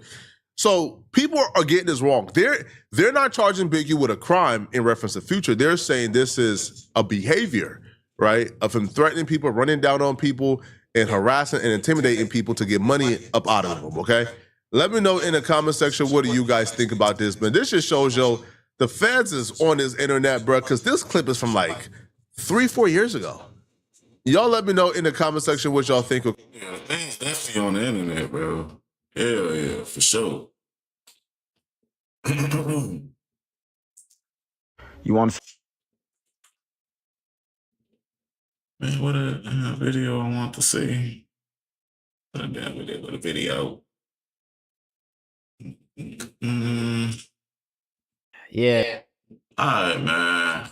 Low key, I want to dive deep into some 2K real quick, bro, because, like, I'm low key tired of this shit, though. I ain't feeling bad this year. I don't even see the purpose of buying 2K27 this year, bro. For real. It's like everything the same shit. You know what I'm saying? Like, they don't fix the game. Like, bruh, then they keep nerfing shit. They nerf the crossovers, like when you dribbling and shit. They nerf it, make it move slow. You know what I'm saying? You come back, you know what I'm saying? Say, for instance, you don't play the game for like a week. You come back on the game, you play all sluggish, like he walking on mud or some shit. Like, I don't know, like, he wasn't fast as you was playing him at first. He all slow and shit and sluggish. I don't know, man. 2K be on some bullshit. Like, I might just stay with, you know what I'm saying, the current, you know what I'm saying, the game I got. It's 26. Let's dive deep to 2K it. 27 and the 2K community is cooked. What's good, y'all? I know it's been a minute, man. It's been what, 7 months, 8 months? I had to hop on here and just talk about 2K for the one time, man, because something gotta give, bro. As y'all know, your boy don't make 2K content anymore, but I still be somewhat tapped into the community. I tune into different YouTubers here and there, see everything going on within the community. And as y'all know, it's July right now, so this is where we get all the 2K information and, you know, what's to come for the next game. When I tell y'all, bro, I am so disappointed. And each year, I've actually been getting more and more disappointed. 2K, they dropped the trailer for 2K27. And the game dead ass looked like a PS4 game, bro. I mean, like, man. What the fuck is this? There was a point in time, y'all. I remember when I first got my PS4. Matter of fact, when I had the PS3 and I saw the trailer for 2K14, and I wanted that shit, made me want that game so bad. It was the lighting, the sweat. It was so vibrant. Fast forward to 2026 right now, and tell me why a game dropped in 2013 looks better than a 2026 game on a whole different upgraded console. It is no way that, yeah, man, it's just looking bad. And that's just one problem that I wanted to speak out about, because if people are going to spend their hard-earned money every single year on a new game, at least make it worth the while. And I believe they got this shit priced at $140. There's a version of this game for $140. And if any of you niggas buy it, man, he ain't lying, bro. What the fuck? $140, bro. You can go on, you know what I'm saying, turn your game on and look at the, you know what I'm saying, 2K27 and shit. They got the Ultimate Edition 140. Like, who finna pay that shit? Like, come on, chat. Come on, man. It's literally the same game repackaged. And then, wait a minute. You know what I'm saying? You get the 140 edition. What, they give you, what, like 20 something VC, 20,000 some VC, and some apparel for your My Player. Like, but you know how much it costs just to make a My Player, bro? And they give you 20,000, just 20, you know what I'm saying, 20,000 VC, bro? Get the fuck out of here, bro. And it just keeps happening, like minor tweaks, same game. Shit. And I think this year is the perfect time to make a stand. And, you know, as a former 2K content creator, I can never just tell all of the, you know, YouTubers to say, don't buy the game, don't make content. Obviously, that's, yeah, it's just your livelihood. But what a lot of y'all can do is stick to 2 or 3 builds this year. And that was the whole thing with me. I've never been a YouTuber to make build videos. I never did that type of content. My content was always chill, vibey gameplay. I was always inspired by the Kale Hit 'em Ups, the Zach Freshes, the Shakedown 2012s. Like, I always modeled my videos after those brothers. I was never a try hard. I was just a chill nigga y'all come and vibe out with and watch me cook up some niggas. And it's just like the point of the 2K community right now is like making new builds is the only way people have fun, right? Spending your hard-earned money. And then the bills cost so much. It's like, oh, that's another thing. Nigga. Fucking, you know what I'm saying, you know what I'm saying, to make a My Player 99, nigga, you spending about 400,000 VC, nigga. You do the math on how much money that is. We can talk about, man, the microtransactions, they aren't going anywhere. And it's just, we let it get out of hand. You know what I'm saying? I remember, bro, back 2K16, you get you a little $20 PSN. You good. You can grind the rest of the game. Yeah. You know what I'm saying? Nowadays, $20 ain't gonna make a damn dent. Nigga, back in 2K14, that's all I did. Matter of fact, I didn't even do that. Nigga, I just played my career for you know what I'm saying, for 1 year. You know what I'm saying? That boosted your, you know what I'm saying, your overall to 99. You get all your badges and all that shit. You know what I'm saying? You ain't even have to buy VC or none of that shit, bro. I miss those days, man. We could just go back to that shit, bro. I swear to God, man. God damn. We gotta do a whole bunch of shit now. Into your build. And that is why I think the community is so down, bro. Just even looking up 2K26 and 2K27, looking at the views and shit. Yeah, the game is getting more sales, bro. But the community as a whole viewership is just dropping. And you want to know why? A lot of the little niggas that we used to be cannot afford these damn 2K games. The game, $80. You need at least $100 to max out your bill.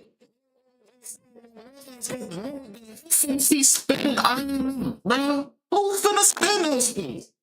Then like he said, maxing out your bill. Bro. I kid you not. Like nowadays, making the my player get him to 99. I promise you have to, you know what I'm saying, spend some VC, bro. You have to. Like, you can't even go a whole year in your my career, you know what I'm saying, and boom, 99. No, you gotta at least spend like 2 or 3 years, bro, just to get to 99, bro. I swear to God. And then you gotta boost your badges up.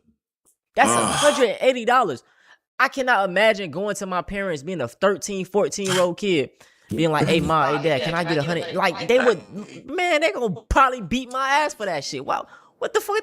They I can't do some shit like that. I'd be like, hey, you better play that game, boy. You better go grind in that game. Shit, I ain't finna pay for shit. You better work hard on that game. Just do something. Bought me a whole console, then to spend half of that on. Literally, my first ever video on this channel was me making a video on how to get free PSN codes. What's up, YouTube? This is your boy Antonio 2K, man. And today, I got another video for y'all. Today, I'm gonna show you guys how to get free PlayStation Plus cards and Xbox Live cards and much more. So, first thing you wanna do, if you're on an iOS device, go to your iTunes store and download AppJoy, APP_JOY. Because I used to play little mobile games just to make enough money to buy a $10 PSN card. That is how I used to be. So it's time to make a stand, dog. You know what I'm saying? I see everything that the college football side, what they did, it was able to make that change. And something got to give, man. And I think I might even throw in some 2K14 gameplay in here. Because that's one of the 2Ks I be playing offline. Like, I play my career on that shit. I just be on there chilling, vibing out. It's crazy how a game, those older games, in my opinion, are way... That's the best fucking 2K in the motherfucking world, bro. Like, 14 and 16. 14 and 16. You can't make that shit up, man. Especially 16. Oh, my God. I got clips on my PlayStation right now. Be more fun. And it's the fact that we can play my careers on those games. Bro. Like, you can't... Have y'all noticed that from 2K, 18 and up, you cannot play my careers? Fuck 18. Like, you can't go back and play my career. This video gonna be all over the place. I'm literally just ranting, my nigga. So, you know, but even just elements within the game, y'all, how they can make it better. But a lot of times they don't listen. I think they just really need to throw away the motherfucking city. Get rid of it. Get rid of it. What they should do is just do what NBA Live 19 did. Have a whole bunch of fire, vibrant parks. You know, you can have Rucker Park, Venice Beach. Y'all can even make up some whole creative parks that are vibrant. You got nice environments. Matchmaking. We just matchmaking like how you do Call of Duty. Y'all, everybody. You take out the city, it's part of promotion though. You know what I'm saying? It get them more promotion. Like, you know what I'm saying? Like brands and stuff. You know what I'm saying? Gatorade, all that bullshit, you know what I'm saying? Sponsor deals and you know what I'm saying? All that. It's gonna be hard to put it in the park, bro. So that's why I feel like that's why they put it, that's why they chose the city lane, so they could have all the because if you go in the city, that's what you see. You know what I'm saying? You see all them sponsors and shit, State Farm and all that type of shit. Go on the lobby, do like that. 1-on-1 lobbies, 2v2 lobbies, 3v3 lobbies, rec lobbies. Okay, like things like that, because the city ain't it no more. The park, you know really what I'm saying? It don't feel the same. It's time for something. And bro, and I ain't gonna even lie to you, the park ain't even the same no more, bro. Like I don't even fuck with the park. If I'm playing 2K, I'm going right into the rec. I'm playing you know what I'm saying, a 5v5. Like, or you know what I'm saying, if cuz hop on, you know what I'm saying, we invite, you know what I'm saying, we invite a friend, then there's 3 of us, shit, then that's when we'll play a 3-on-3 and some shit like that. But if I'm by myself, I'm playing rec, bro. Even with Quick Game, because y'all know I got another 2K channel, Tonio 2.0, where I was doing the Quick Game shit. Quick Game needs a overhaul as well. Put every single classic team just automatically you can use it in the game. I think that should be an option. They also could do something with Blacktop. Blacktop is another thing, y'all. These people have had the same Blacktop from 2K21 to 2K26, bro. And I'm pretty sure it ain't gonna change in 2K27. I don't know if y'all remember, like back on 2K6, 2K7, there were a variety of blacktop parts you could choose from. Literally. Yeah. Why did they take that out? Yeah, they did. They They're did. like, you know what I'm saying? They don't really care about the offline fan base that much. Also, with the Quick Game, it be the little things, the little details. Going back to that damn trailer. Let me go back to the trailer.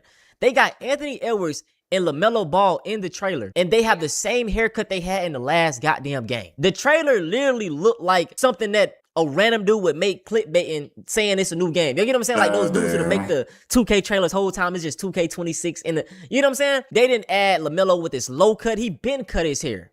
They didn't take the detail to add that. Anthony Edwards, I don't even think they did his face scan correctly still. Bruh. See, that's the thing. They fucking lazy, bro. And that's what pisses me off. Like, that really pisses me off because, like, they can do better. They fucking millionaires. Like, they got all this money. They can't fix a fucking game, bro. They can't fix the graphics. They can't change the haircuts. They can't, you know what I'm saying? Like, bro, we telling y'all what to do, and they ain't doing shit, bro. They ain't doing shit. They just keep fucking the game up even worse, taking shit out the game.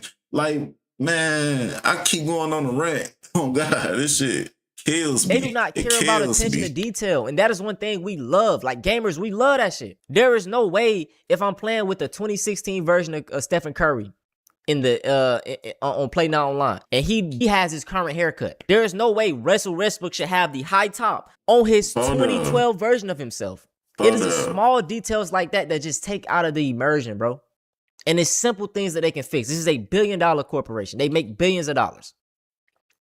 And it be small things they can't fix, but they want us to spend our full bread on it. Hey, man. Hey, you know what I'm saying? Hey, bro. Even this right here, bro. Somebody put this up on goddamn Twitter. And it was like the invisible wall is back. And it's like, bro, look. So the visible wall is like where you don't even actually touch the ball for real. Bro, let me, hold on. This 2K27 graphics. I gotta do some little research real quick. I have to do some research, chat. Bro, I got to. I just have to, cause this it's not right. I don't feel like this is right.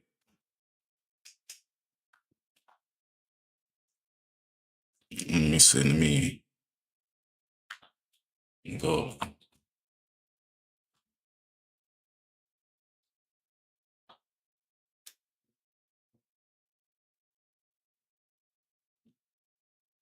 Hold on, I fucked up. Hold on. Yeah, man. 2K27. Hold on. Wait a minute. I gotta go. Boom. Wait. I'm trying to do my research real quick. Hold on, chat.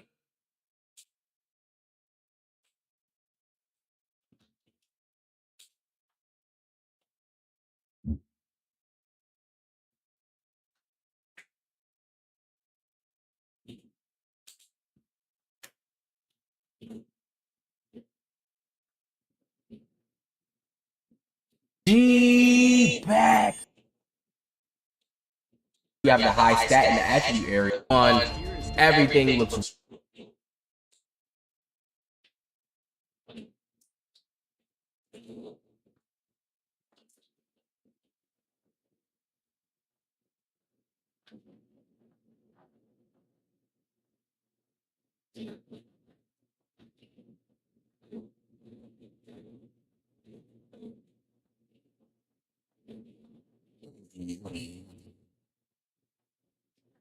No.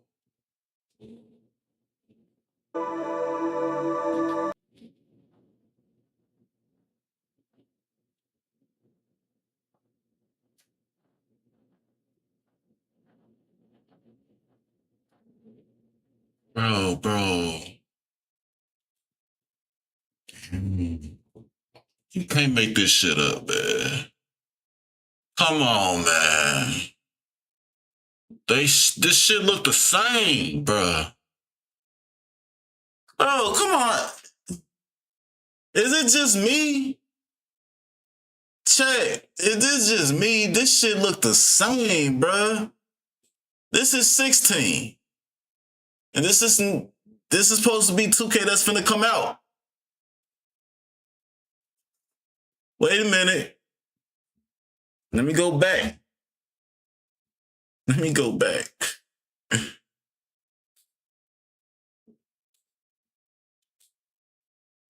This is 14. Spent on Broadway, and we did it all like chrome music. This is fucking. I shed my skin and put my bones into every.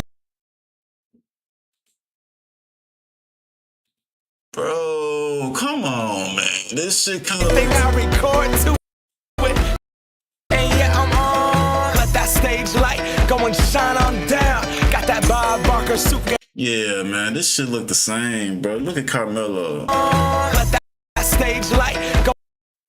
Look at the sweat, the glare, and all that shit. Like, all that shit the same. Look how that shit look, bro. Come on, man. This shit look identical.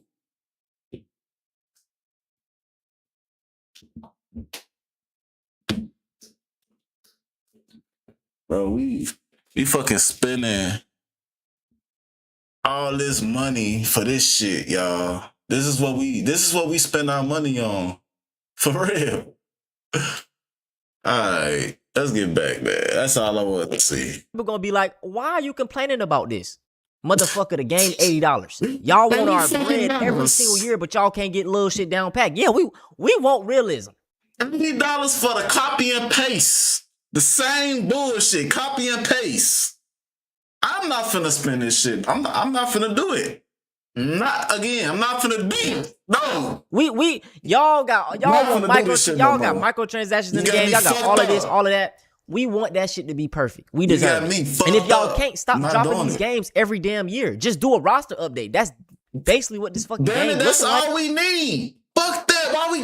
Why we gotta keep buying the fucking game over and over? The graphics look the same. I just went back to the shit. Y'all seen the shit. I just did research. Bro, they fucking us over, bro. They fucking us over, fingertip bro. right there, bro. They like, fucking us over. Yes. This is crazy. Once again, bro. We ain't even touching them. And we spent we want the realism. We want the realism. Touching them, bro. This is a fucking $80 game. Y'all $140 game. They got the $140. And another thing about the goddamn shit, y'all. When I tell y'all I saw the same dunk animations I seen back in 2K fucking 6. They had bro, all of these dunk animations. I ain't even put I don't know if I'm put the trailer in the video.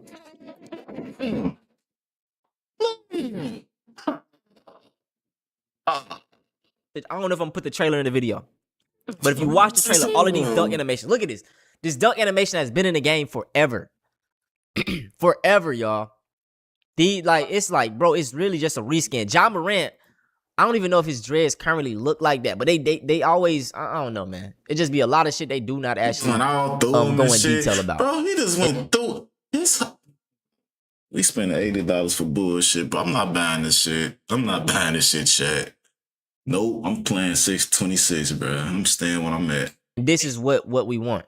I'm just going through the tweets now, but look at this, bro. They said the Ultra Edition won't even get your build to 80 overall. We done with 2K. Literally, bro, can we get on the same code, my nigga? It's just crazy. Even going with 2K26, the modding community, that is something that I do rock with, though. I've never really learned how to get the mods together. If anybody know how to do it, like, hit me up. But I'm going to put it up on screen of the modders and how they are able to make the game look vibrant, make it look realistic, make the players feel fluid.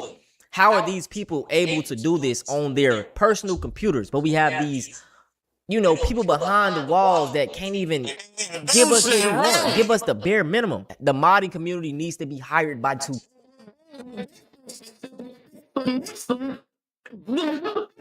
No more. It's just bad, y'all. It's just bad. I'm not lying. I'm not playing. Point blank, period. They need to be hired by 2K. Do y'all see this shit? This shit looks amazing. like I stated, I'm going to be playing 2K26 this year. I'm not going to buy the game, even though that ain't going to make a difference. But I ain't going to buy the game. I'm going to be playing 2K26. I'm going to be using the mods on 2K26. And guess what? I can probably make it look like 2K27. I ain't missing out. But it's just so sad to see how all I'm gonna do is just update the roster, goddammit. I'm trying to tell you. 2K has fallen. You know, man, I'm grateful for the 2K community. I've made so many great friends, made so many connections, made it successful, right? You know what I'm saying? And that's pretty much from the community, not the game. A lot of y'all was rocking with me for me. But yeah, man, I ain't gonna make this video too long. All I'm trying to do is get something started. Shout out to Bash Plug. Shout out to Joe Knows. I know they made videos trying to stand on business. That's pretty much it from the community. It's like, bro, what are we doing? So, you know, hopefully I can start a little trend. 2K YouTubers, they you know what I'm saying? They start standing up for some shit. Like I stated, bro, this is the plan, y'all. Either don't buy the game, and if you're not a content creator, this shouldn't be hard. You're gonna save money. But for my content creators that have to pay their bills, I understand it most definitely. Stick to one bill, 1 or 2 bills. Try to grind the game up and make content around the game, being good, being fun, you know, things of that nature. And even, bro, we can get to the point of us like sharing accounts, right? If you got a homie that you want to use his bill to make a video on, do that. Stop making all these bills spending money. You know what I'm saying? That's I think would be the solution for all my my content creators out there. Shit, we can all come together. Everybody make one different type of build. We want to do a video on a build. Go to his you feel me, account. Go to this account. Go to that account. We gotta make a stand, bro. So you know what I'm saying? Those are the solutions. We still gonna have some dumbass niggas that buy the game and make 10 bills, bro. It just is what it is. You gonna always have that. You know what I'm saying? Them motherfuckers. That's what I'm gonna call them. We gonna have them motherfuckers always just fuck it up. And just go, man, I got money, shit, nigga. 150, oh, that ain't shit. The same looks, the same graphics. Hey, man, they gonna prove, fuck it. Nigga, it ain't shit. $500 just to max out my plan to 99? Nigga, that ain't shit. Yeah, alright. For real, bro. I ain't sticking with that no more. I'm done. For real.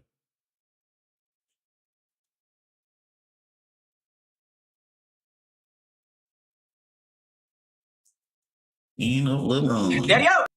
Hey, man, let's go into this LeBron James shit. You know what I'm saying? This little LeBron James story. Bro. What's up? Well, I'm glad you're here. Some business came up I gotta handle. So we're gonna have to put our trip on hold. You understand? Yeah.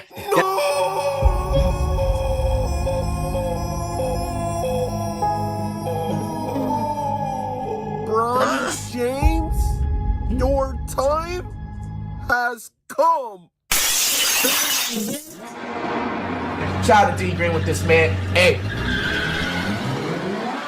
Bro, LeBron really left Bronny in LA. Now, this video is not to bash Bronny. And I mean, LeBron's always been my favorite player of all time until Wemby came in the league. But y'all know I'm also not gonna sugarcoat anything, and I will never hold my tongue. LeBron, this was a weak-ass move, bro. Now, I understand Bronny was on 1 HP, and you still managed to get him drafted in the 2nd round while he averaged like 2 points per game in college? Like, you definitely got him an NBA contract, LeBron. Kudos to you. But now Bronny literally has no use on the Lakers anymore. Oh, I guess. I forgot my code. Oh, yeah, forget the code. Help me! And I mean, shout out to Bronny. To be completely honest, I don't think Bronny is the worst player in the NBA. I mean, he's way better than Giannis's brother. Mama! Bronny is not a bum, but should have he been drafted in the 2nd round? Hell no. Honestly, Bronny should still be in college right now. This nigga was supposed to play at least 4 or 5 years in college if he wasn't LeBron's son. And before y'all say, oh, I'm hating on Bronny, stop it, bro. LeBron's always been my GOAT until Wemby. Bronny is not gonna survive on the Lakers by himself, bro. He definitely ain't, literally man. gonna be out the I can't see him staying for too long or something. Unless Philly, you know what I'm saying, make a trade for him. A little some shit. league in the next 1 or 2 years. This is not hating. I'm just going off of statistic facts. You think they're going to keep giving Bronny new contracts if he continues to average 3 points per game? They have no more reason to give Bronny minutes on the Lakers anymore, bro. LeBron's not there. But no, wait. Now, clutch. Before y'all send those black SUVs, hear me out. Bronny playing in the league for like 3 years? That's still a hell of an accomplishment. You can't say he's a bust. Him making the NBA is already legendary playing with his dad. I mean, it's still a bust because it was leverage. It was like handed to him. Like he didn't earn it. It was given. So it was a bust. That's what I say. Bro, but now I understand Bronny is a developing player, but how many teams are going to actually want to develop Bronny if they don't have LeBron? Yeah. Like, now that the package deal is over with, that's tough. Hey, look, I know he's still young and shit, man. Look, he a bust, bro. But this nigga, he done. He weak as hell, y'all. For real, this nigga trash. Dad, please don't fucking go. You can't leave me in late. They're gonna cut my ass without you being there. LeBron, you're shameless. You really teamed up with Jaylen Brown?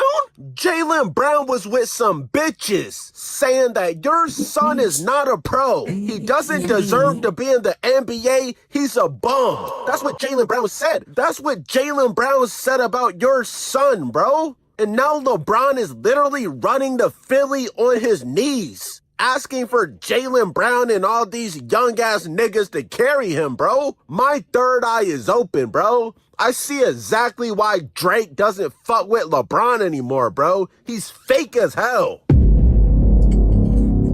No, yeah. If you haven't noticed by now, this is D Green's second channel, D Green Live. On this channel, you're gonna get D Green with this man. Hey. Thank you. Like I said, LeBron has always been my favorite player, bro. But I'm not showing favoritism for anybody. LeBron has no morals. He will do anything for a ring, bro. This is exactly why this guy is the real GOAT. Don't forget that, LeBron. Like LeBron, I'll say this. If you don't win a ring in Philly, that's going to be terrible for your legacy, bro. You literally went out of your way to take a... Yeah, LeBron James fan, but shit, he a decent player, you know what I'm saying? He good. But I don't think that, like, if he don't win a ring, I don't think that'll fuck his, you know what I'm saying, you know, his legacy up, you know? And he had a good-ass run, shit. A veteran minimum contract, and you're 50 years old, bro. Like, you're literally living across the world from your family. If you do all this shit at 50 years old and don't come out of it with a ring, niggas aren't gonna forget that, bro. Now, respectfully, Kobe would have never done some shit like this. If we're just being honest, bro. You love playing. That's the thing, folks saying Kobe. You know what I'm saying? Kobe was a different breed. You know what I'm saying? Kobe, that nigga Kobe was definitely different, man. For real. I might do some videos on his ass, like the way he was, his mindset. You know what I'm saying? Before the game. Like, yeah, he was definitely different. With these injury-prone ass centers, bro. Weird. He's probably only gonna play about 30 or 40 games this season. Real talk, and then, you know what I'm saying? Bro, Embiid is made of glass. This nigga always hurt. He can't stay healthy, bro. He can't get right. Man, I can't see this. Nah. You're literally playing with Anthony Davis all over again. Now, it is fortunate you're playing with a lot of other young players like Maxey, Edgecombe. You do understand y'all are the favorites, bro. Like, Philly, y'all have to be the favorites. East favorites. Like, if y'all don't at least make the finals, LeBron, you'll be canceled from all Jordan debates. Like, all the old heads would laugh at you if you don't at least make the finals. In the weak-ass East, we all know the finals is gonna be Sixers versus Spurs. Obviously, my third eye is open. I know exactly what storyline they're trying to execute. Adam Silver. But yeah, LeBron signed a 2-year contract, so I expect Bronny to be in the league for 2 more years. After that, Bronny is probably gonna start streaming. Cause he ain't got his college degree, right? Now he was only there for 1 season. Without LeBron in the league, Bronny's probably gonna be back on stream with Aiden Ross. He'll probably end up being at Streamer University. LeBron said, I got you into this league, but fuck it, you on your own now. Mama! Buddy really left his son for the nigga that was talking Green funny as hell with all these pictures, though. I ain't gonna lie. This shit funny as fuck. About his son. Y'all don't see how fucked up that is? Dad, how could you betray me? You're teaming up with Jaylen Brown? Sorry, son. Daddy got to get another ring. But he called me trash. You can't join him. What's your relationship been like with him over the years? Our relationship has been, pretty respectful. Besides the shit he said about Bronny and Summer League, but other than that, yeah, but other than that, LeBron is that desperate for a 5th ring. You would do all this and still be behind Jordan. Like, you're still chasing Kobe. You haven't even tied up Kobe yet. And you've been in the league for 30 years. Nah, this is exactly why I said Wemby is my GOAT, bro. Now, I am not praying on LeBron's downfall. Now, like I said, I expect y'all to be in the finals at least. But once y'all are in the finals with the Spurs, I'm rooting for Wemby, bro. But LeBron, if you don't even make it to the finals, bro, I can't defend you. I'm sorry, bro. And I don't think Bronny is going to defend you either. Oh! That's my baby Brian. He can't save you now, dumbass. Better fire up that YouTube account. You ain't seeing the floor again. Shit's gonna be awkward when the Lakers play the Sixers. LeBron. Bro, AS undefeated, man. My fault for stopping the video. That shit was stupid. James pushing the pace. Oh my goodness! What a dunk! Who is your dad? LeBron's old ass. No, he don't want to live in Philadelphia, bro. Bro, I'm speaking from my own experience. Philly is not a place you want to live. Now, of course, I know they got some nice neighborhoods. Every city has nice neighborhoods, but overall, Philly is dirty. Like, I'm talking about even driving in Philly is dirty, bro. There's potholes all around Philly, bro. And that's exactly why they said LeBron's gonna live in New York. Really? LeBron is really leaving his family to live in New York, bro. That's crazy. Niggas will do anything for a ring. Bro, I think they said Wilt Chamberlain and JJ Redick did the same thing when they play for the Sixers. Hey, that's crazy if LeBron James, like, this shit right here, man. Like, Philly that damn dirty. Like, he can't, this AI bad. Hell nah. I can't believe that way. And they play for the Sixers? Wait a minute. Wait, they said LeBron is gonna take a helicopter every day? No! Damn! Bro. So that's true.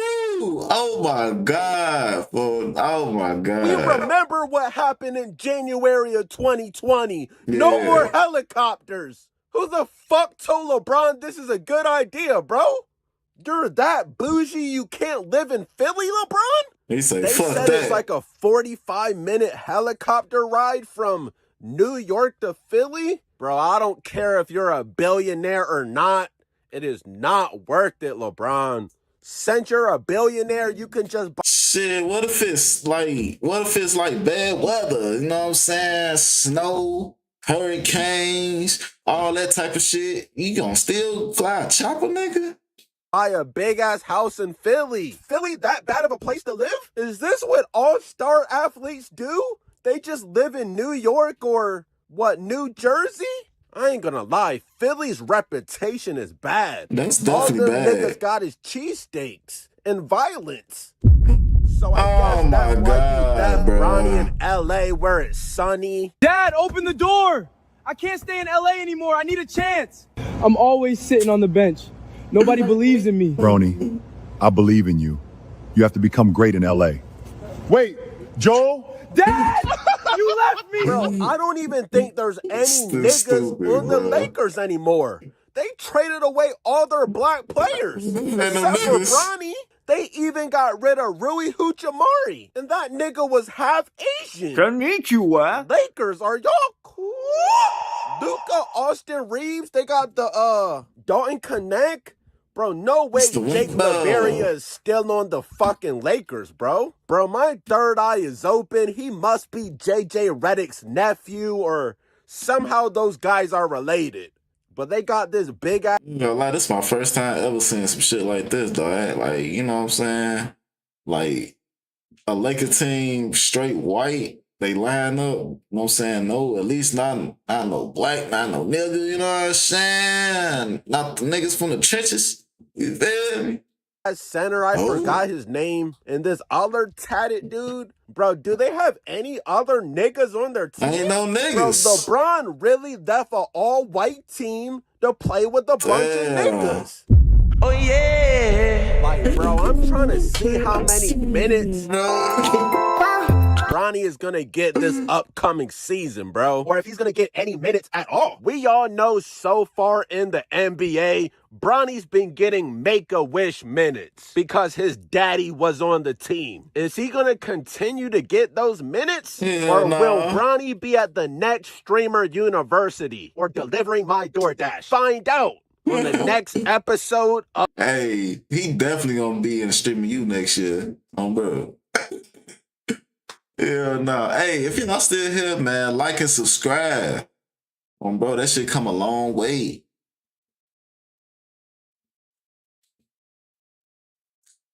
I'm so disappointed in 2K. I'm so disappointed. Bro. So look, Mikey Williams. Alright, y'all. We finna get into this story of this basketball player, man. This nigga went broke as hell. He definitely went broke. Let's get into this shit, how he went broke. Potential in the NBA is, I think, done. I think it's done. I don't think we're going to be seeing Mikey Williams in the NBA. Mikey Williams has now turned 22 years old, and the way he lives now is sad. There is no other word for it. Not long ago, he was the most talked about teenage basketball player in the entire country. Every major outlet was covering him. NBA superstars were posting about him. Corporations were writing him checks before he ever played a college game. The world had already decided he was going to be a star. But somewhere between that moment and right now, everything changed. Off-court troubles derailed his path. His career stalled in ways nobody saw coming. And the future that once looked inevitable suddenly became uncertain. The story behind how it all fell apart is more complicated than most people know. Stay with us until the end because this one is worth understanding fully. To understand what Mikey Williams is right now, you have to go back to where this all started. Before he turned 18, before he played a single college basketball game, before any of the legal headlines, Mikey Williams had already become one of the most recognized young basketball players in the entire country. That is not an exaggeration. That is just the reality of what this kid was. Growing up in San Diego, California, Williams possessed a combination of raw athleticism, explosive leaping ability, and an instinctive scoring touch that made scouts and coaches stop everything they were doing and pay attention. He was putting up numbers in high school that seemed almost unreal. As a freshman at San Ysidro High School, Williams averaged nearly 30 points a game and at one point dropped 77 points in a single contest, breaking the school's single game scoring record before he had even started shaving regularly. 77 points. In high school, Let that sink in for a moment. But what truly separated Mikey Williams from every other talented teenager in America was not just what he could do on the court, it was what he was building off of it. At a time when social media was beginning to transform how young athletes were discovered and marketed, Williams arrived at exactly the right moment with exactly the right skill set and exactly the right personality for the digital age. His dunks went viral. His mixtapes circulated across YouTube, Instagram, and Twitter with the kind of organic momentum that marketing agencies spend millions trying to manufacture artificially. LeBron James himself praised the kid. NBA stars were posting about him, sharing his clips, and essentially validating to the entire basketball world that this teenager from San Diego was the real deal. Before he even played his junior year of high school, Mikey Williams had amassed millions of followers across his social media platforms. More than 3 million people on Instagram alone. He was not just a basketball prospect, he was a cultural phenomenon. He was a brand, he was a story that America had already decided it wanted to follow all the way to the NBA. And that kind of attention brought the kind of financial opportunity that most professional athletes do not see until after they have already been drafted. When Williams was a junior in high school, he made history in a way that nobody had ever done before in American sports. He became the first American high school basketball player to sign a major footwear endorsement deal, inking an agreement with Puma that made national news and sent shockwaves through the sports business world. Think about what that moment represented. Shoe brand? Oh shit, nigga, you got a shoe deal? Yeah, man. Dang. A teenager still in high school, not yet committed to a college program, had convinced one of the largest athletic brands on the planet that he was worth investing in before he had played a single minute of college or professional basketball. That does not happen unless the people writing the checks believe with total confidence that this player is going to become one of the faces of the sport for the next decade. Puma was not making a gamble. They were making what appeared at the time to be an obvious business decision. Mikey Williams was going to be a star, and they wanted to be attached to that star from the very beginning. The expectations that followed were extraordinary. As Williams entered his final years of high school and began navigating the recruiting process, he was not being recruited as just another talented prospect. He was being discussed as a future lottery pick, a potential franchise cornerstone, a player whose combination of talent, marketability, and cultural footprint could make him one of the most valuable young athletes in all of professional sports. Blue blood college programs came calling with the kind of aggressive recruitment reserved for once-in-a-generation prospects. Analysts on ESPN and CBS Sports were already projecting his trajectory. His Instagram numbers were growing faster than his already impressive statistics. The narrative around Mikey Williams was not a question of whether he would reach the NBA. The narrative was about how quickly it would happen and how dominant he would become once he got there. Nobody was writing cautionary tale articles. Nobody was raising red flags. The entire basketball world was simply They would have dominated the NBA though, because they would have, man, the league would have been like, hey, hold on, who the fuck this nigga is, man? Oh man, bro, they would have took prospects, man, they'd have been on his ass, bro. Waiting for the next chapter of what everyone assumed would be an inevitable success story. On November 5th, 2022, Williams made it official. He committed to play college basketball at the University of Memphis under head coach Penny Hardaway, himself a former NBA star and one of the most respected names in the sport. The commitment was another headline, another moment that validated the trajectory everyone had mapped out for this kid. Memphis had a history of producing NBA talent, and pairing Penny Hardaway's coaching pedigree with Mikey Williams' unique combination of skill and stardom seemed like a perfect match. The basketball world applauded the decision. People circled the date of his college debut on the calendar. Everything was moving exactly the way everyone expected. And then on April 13th, 2023, everything stopped. Word broke that Mikey Williams had been arrested in San Diego County following a shooting incident at his home. The details that emerged were serious and immediately alarming. According to prosecutors, a car arrived at Williams' home carrying several individuals, and shots were fired at the vehicle. The arrests generated national headlines within hours. Every sports outlet in the country, every basketball analyst, every fan who had followed his rise with excitement was suddenly talking about something that had absolutely nothing to do with basketball. The story that had been building toward a triumphant college debut and an inevitable NBA future had taken a turn that nobody had anticipated and nobody quite knew how to process. One moment, Mikey Williams was one of the most celebrated teenage athletes in America. The next, he was facing criminal charges that carried the potential for a decades-long prison sentence. The legal case that unfolded was as serious as anything a young athlete in this country had ever faced at that stage of their life. Prosecutors filed 9 felony charges against Williams, including multiple counts of assault with a deadly weapon and charges related to firing into an occupied vehicle. 9 felonies. For context, a single felony conviction in the state of California can permanently alter a person's life, eliminating employment opportunities, professional licenses, and in the world of professional sports, raising the kind of red flags that organizations simply cannot ignore. 9 of them stacked against a 20-year-old kid who had been, just weeks earlier, preparing for his college basketball debut, created a level of uncertainty that was almost impossible to overstate. The Puma deal, the college commitment, the NBA projections, the millions of followers, none of it mattered anymore, because all of it was suddenly secondary to the question of whether Mikey Williams would be spending the foreseeable future in a courtroom or in a prison cell.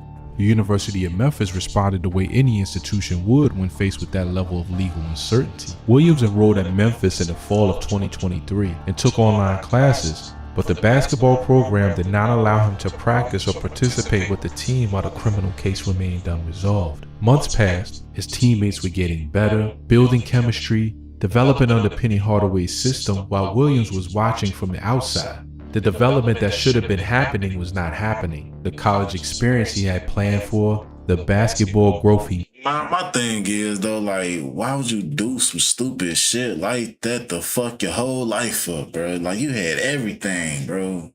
Like, what possessed you? Needed, the exposure in front of NBA scouts that every young prospect depends on, all of it was on hold. For a player whose career depends on maintaining and building on momentum, standing still during what should have been a defining developmental period was a quietly devastating blow that did not get nearly enough attention in the coverage of his legal situation.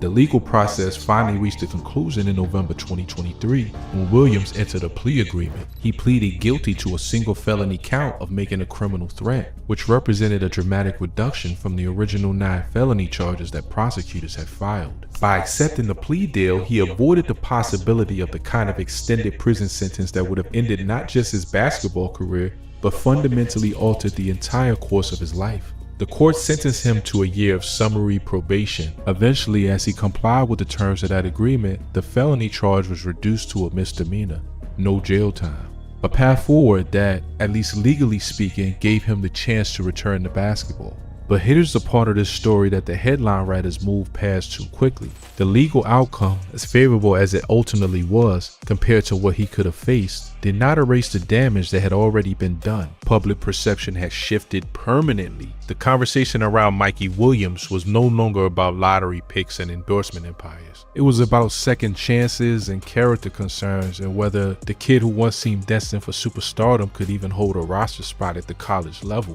The momentum that takes years to build, the kind of momentum that Williams had accumulated in thousands of hours of work and millions of hours of media attention, had evaporated in the span of a few months. And in the high-speed world of modern basketball recruiting and scouting, that kind of lost time and lost momentum is extraordinarily difficult to recover. Puma ended its endorsement partnership with Williams following the controversy. The deal that had made history, the agreement that had positioned him as one of the most marketable young athletes in the country before he ever played a college game, was gone. Other sponsorship opportunities that might have materialized in a world where his trajectory remained uninterrupted simply never arrived. The business infrastructure that had been quietly assembling around the idea of Mikey Williams as a future superstar quietly disbanded. Companies that were once eager to attach themselves to his rising star were now calculating the reputational risk of being associated with a player whose name was primarily appearing in legal news coverage rather than basketball highlights. The financial consequences of that shift were enormous. We are talking about millions of dollars in projected earnings, opportunities that, once lost at that stage of a young athlete's career, almost never returned in the same form.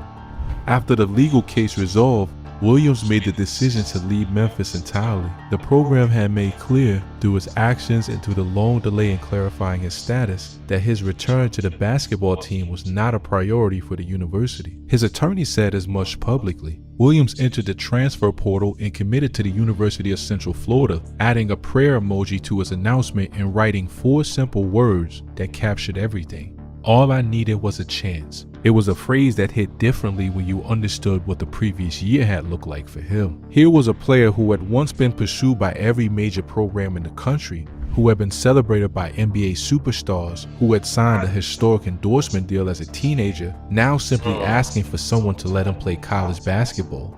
UCF gave him that chance. But the 2024 to 2025 season at UCF was not the triumphant comeback that his supporters had hoped for. In 18 games with the Knights, Williams averaged just 5.1 points per game in 14 minutes of full time per contest. Those numbers were not the production of a projected lottery. He done fell off bad. Like in 3 or 4, 5 months. Like shit. He just lost all that shit like that.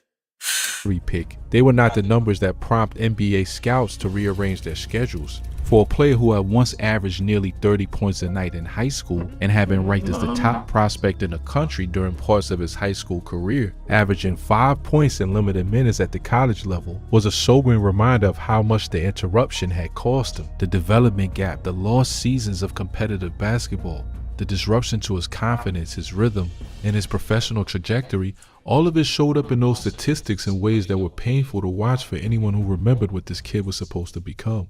The transfer portal became his destination once more. In April 2025, Williams committed to Sacramento State University, a program undergoing a dramatic transformation of its own under the newly appointed head coach Mike Bibby, the former Sacramento Kings star and NBA point guard, and with NBA legend Shaquille O'Neal serving as the program's general manager. It was a fascinating combination of circumstances. Sacramento State was rebuilding itself around big names and major personalities, and Mikey Williams fit that narrative. ESPN Shams Charania reported the move. It was news again, and for a moment it felt like the kind of fresh start that might actually work.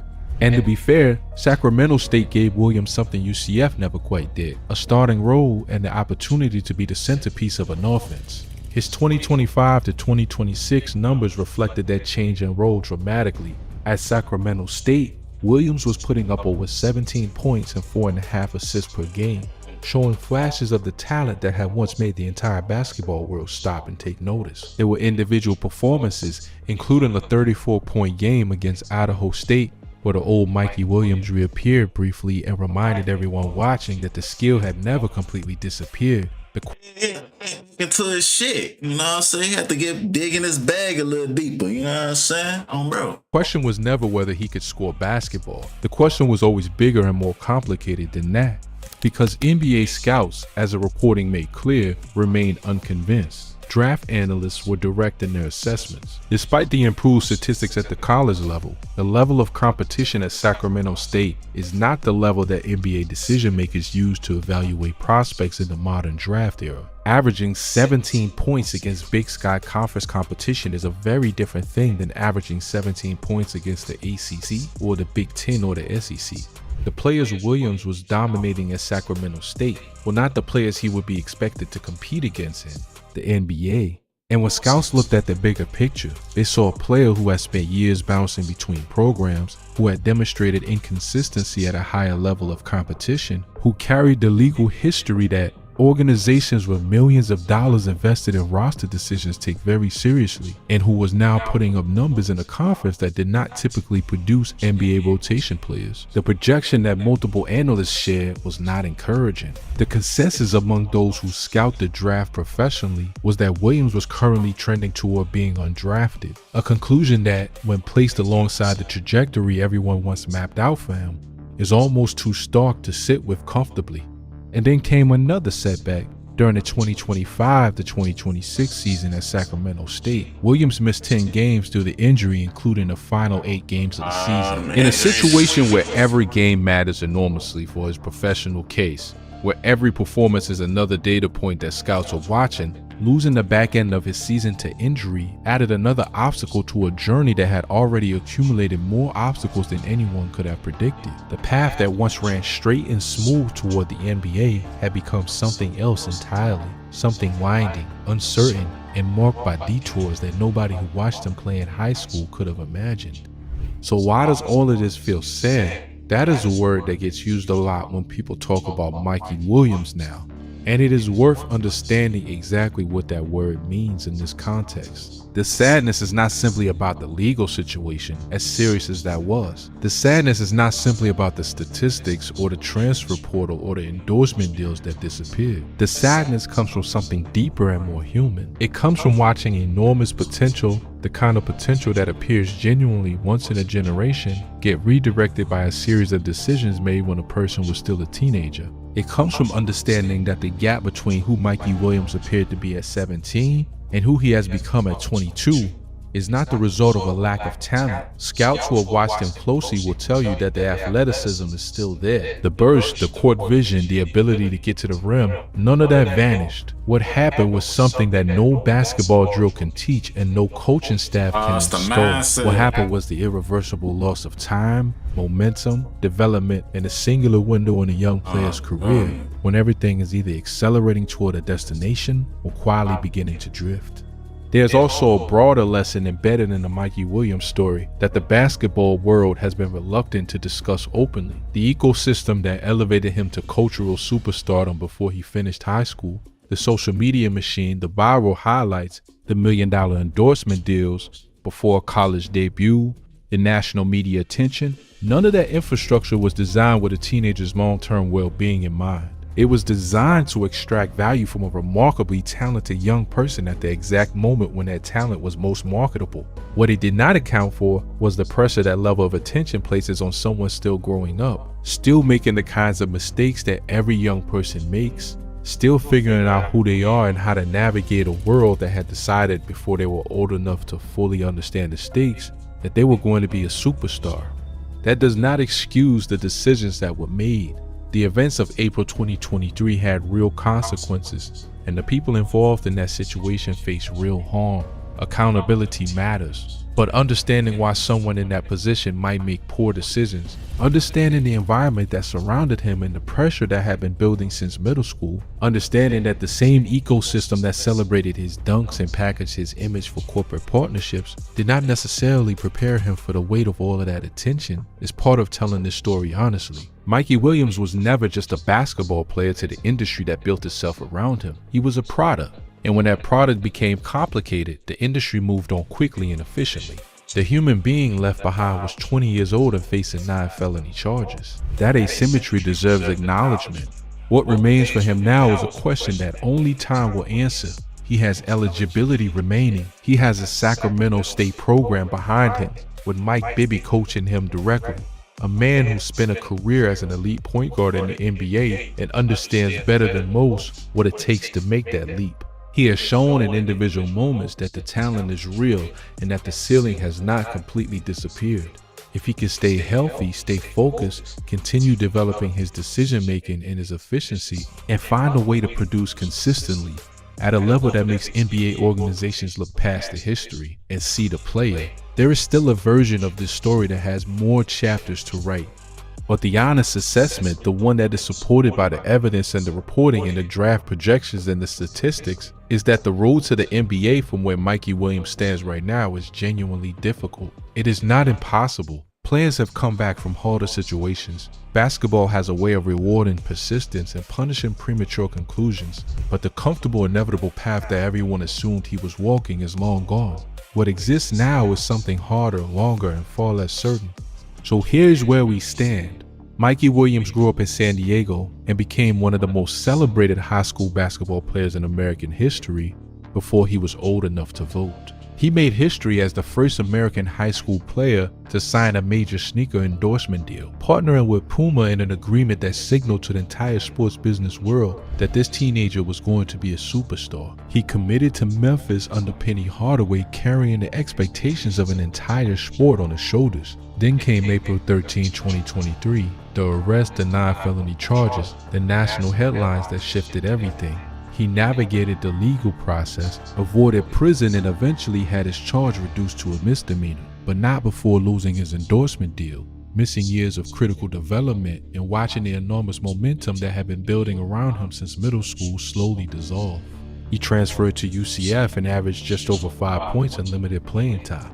He transferred again to Sacramento State, where he found a starting role, put up better numbers, and played under Mike Bibby and Shaquille O'Neal in the program trying to build something new. He missed the end of the season with an injury, and he currently sits at 22 years old, outside of any serious NBA draft conversation, still searching for the breakthrough that once appeared to be a foregone conclusion. That is the story of Mikey Williams at 22.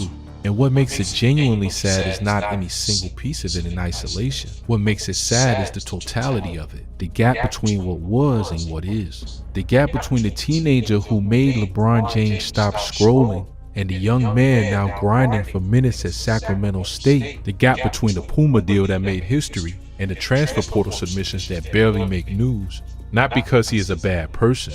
Not because he lacks talent, but because of decisions made in a difficult moment at a young age, in a life that had been under intense public scrutiny since he was in middle school, and because the basketball world does not wait for anyone to figure themselves out.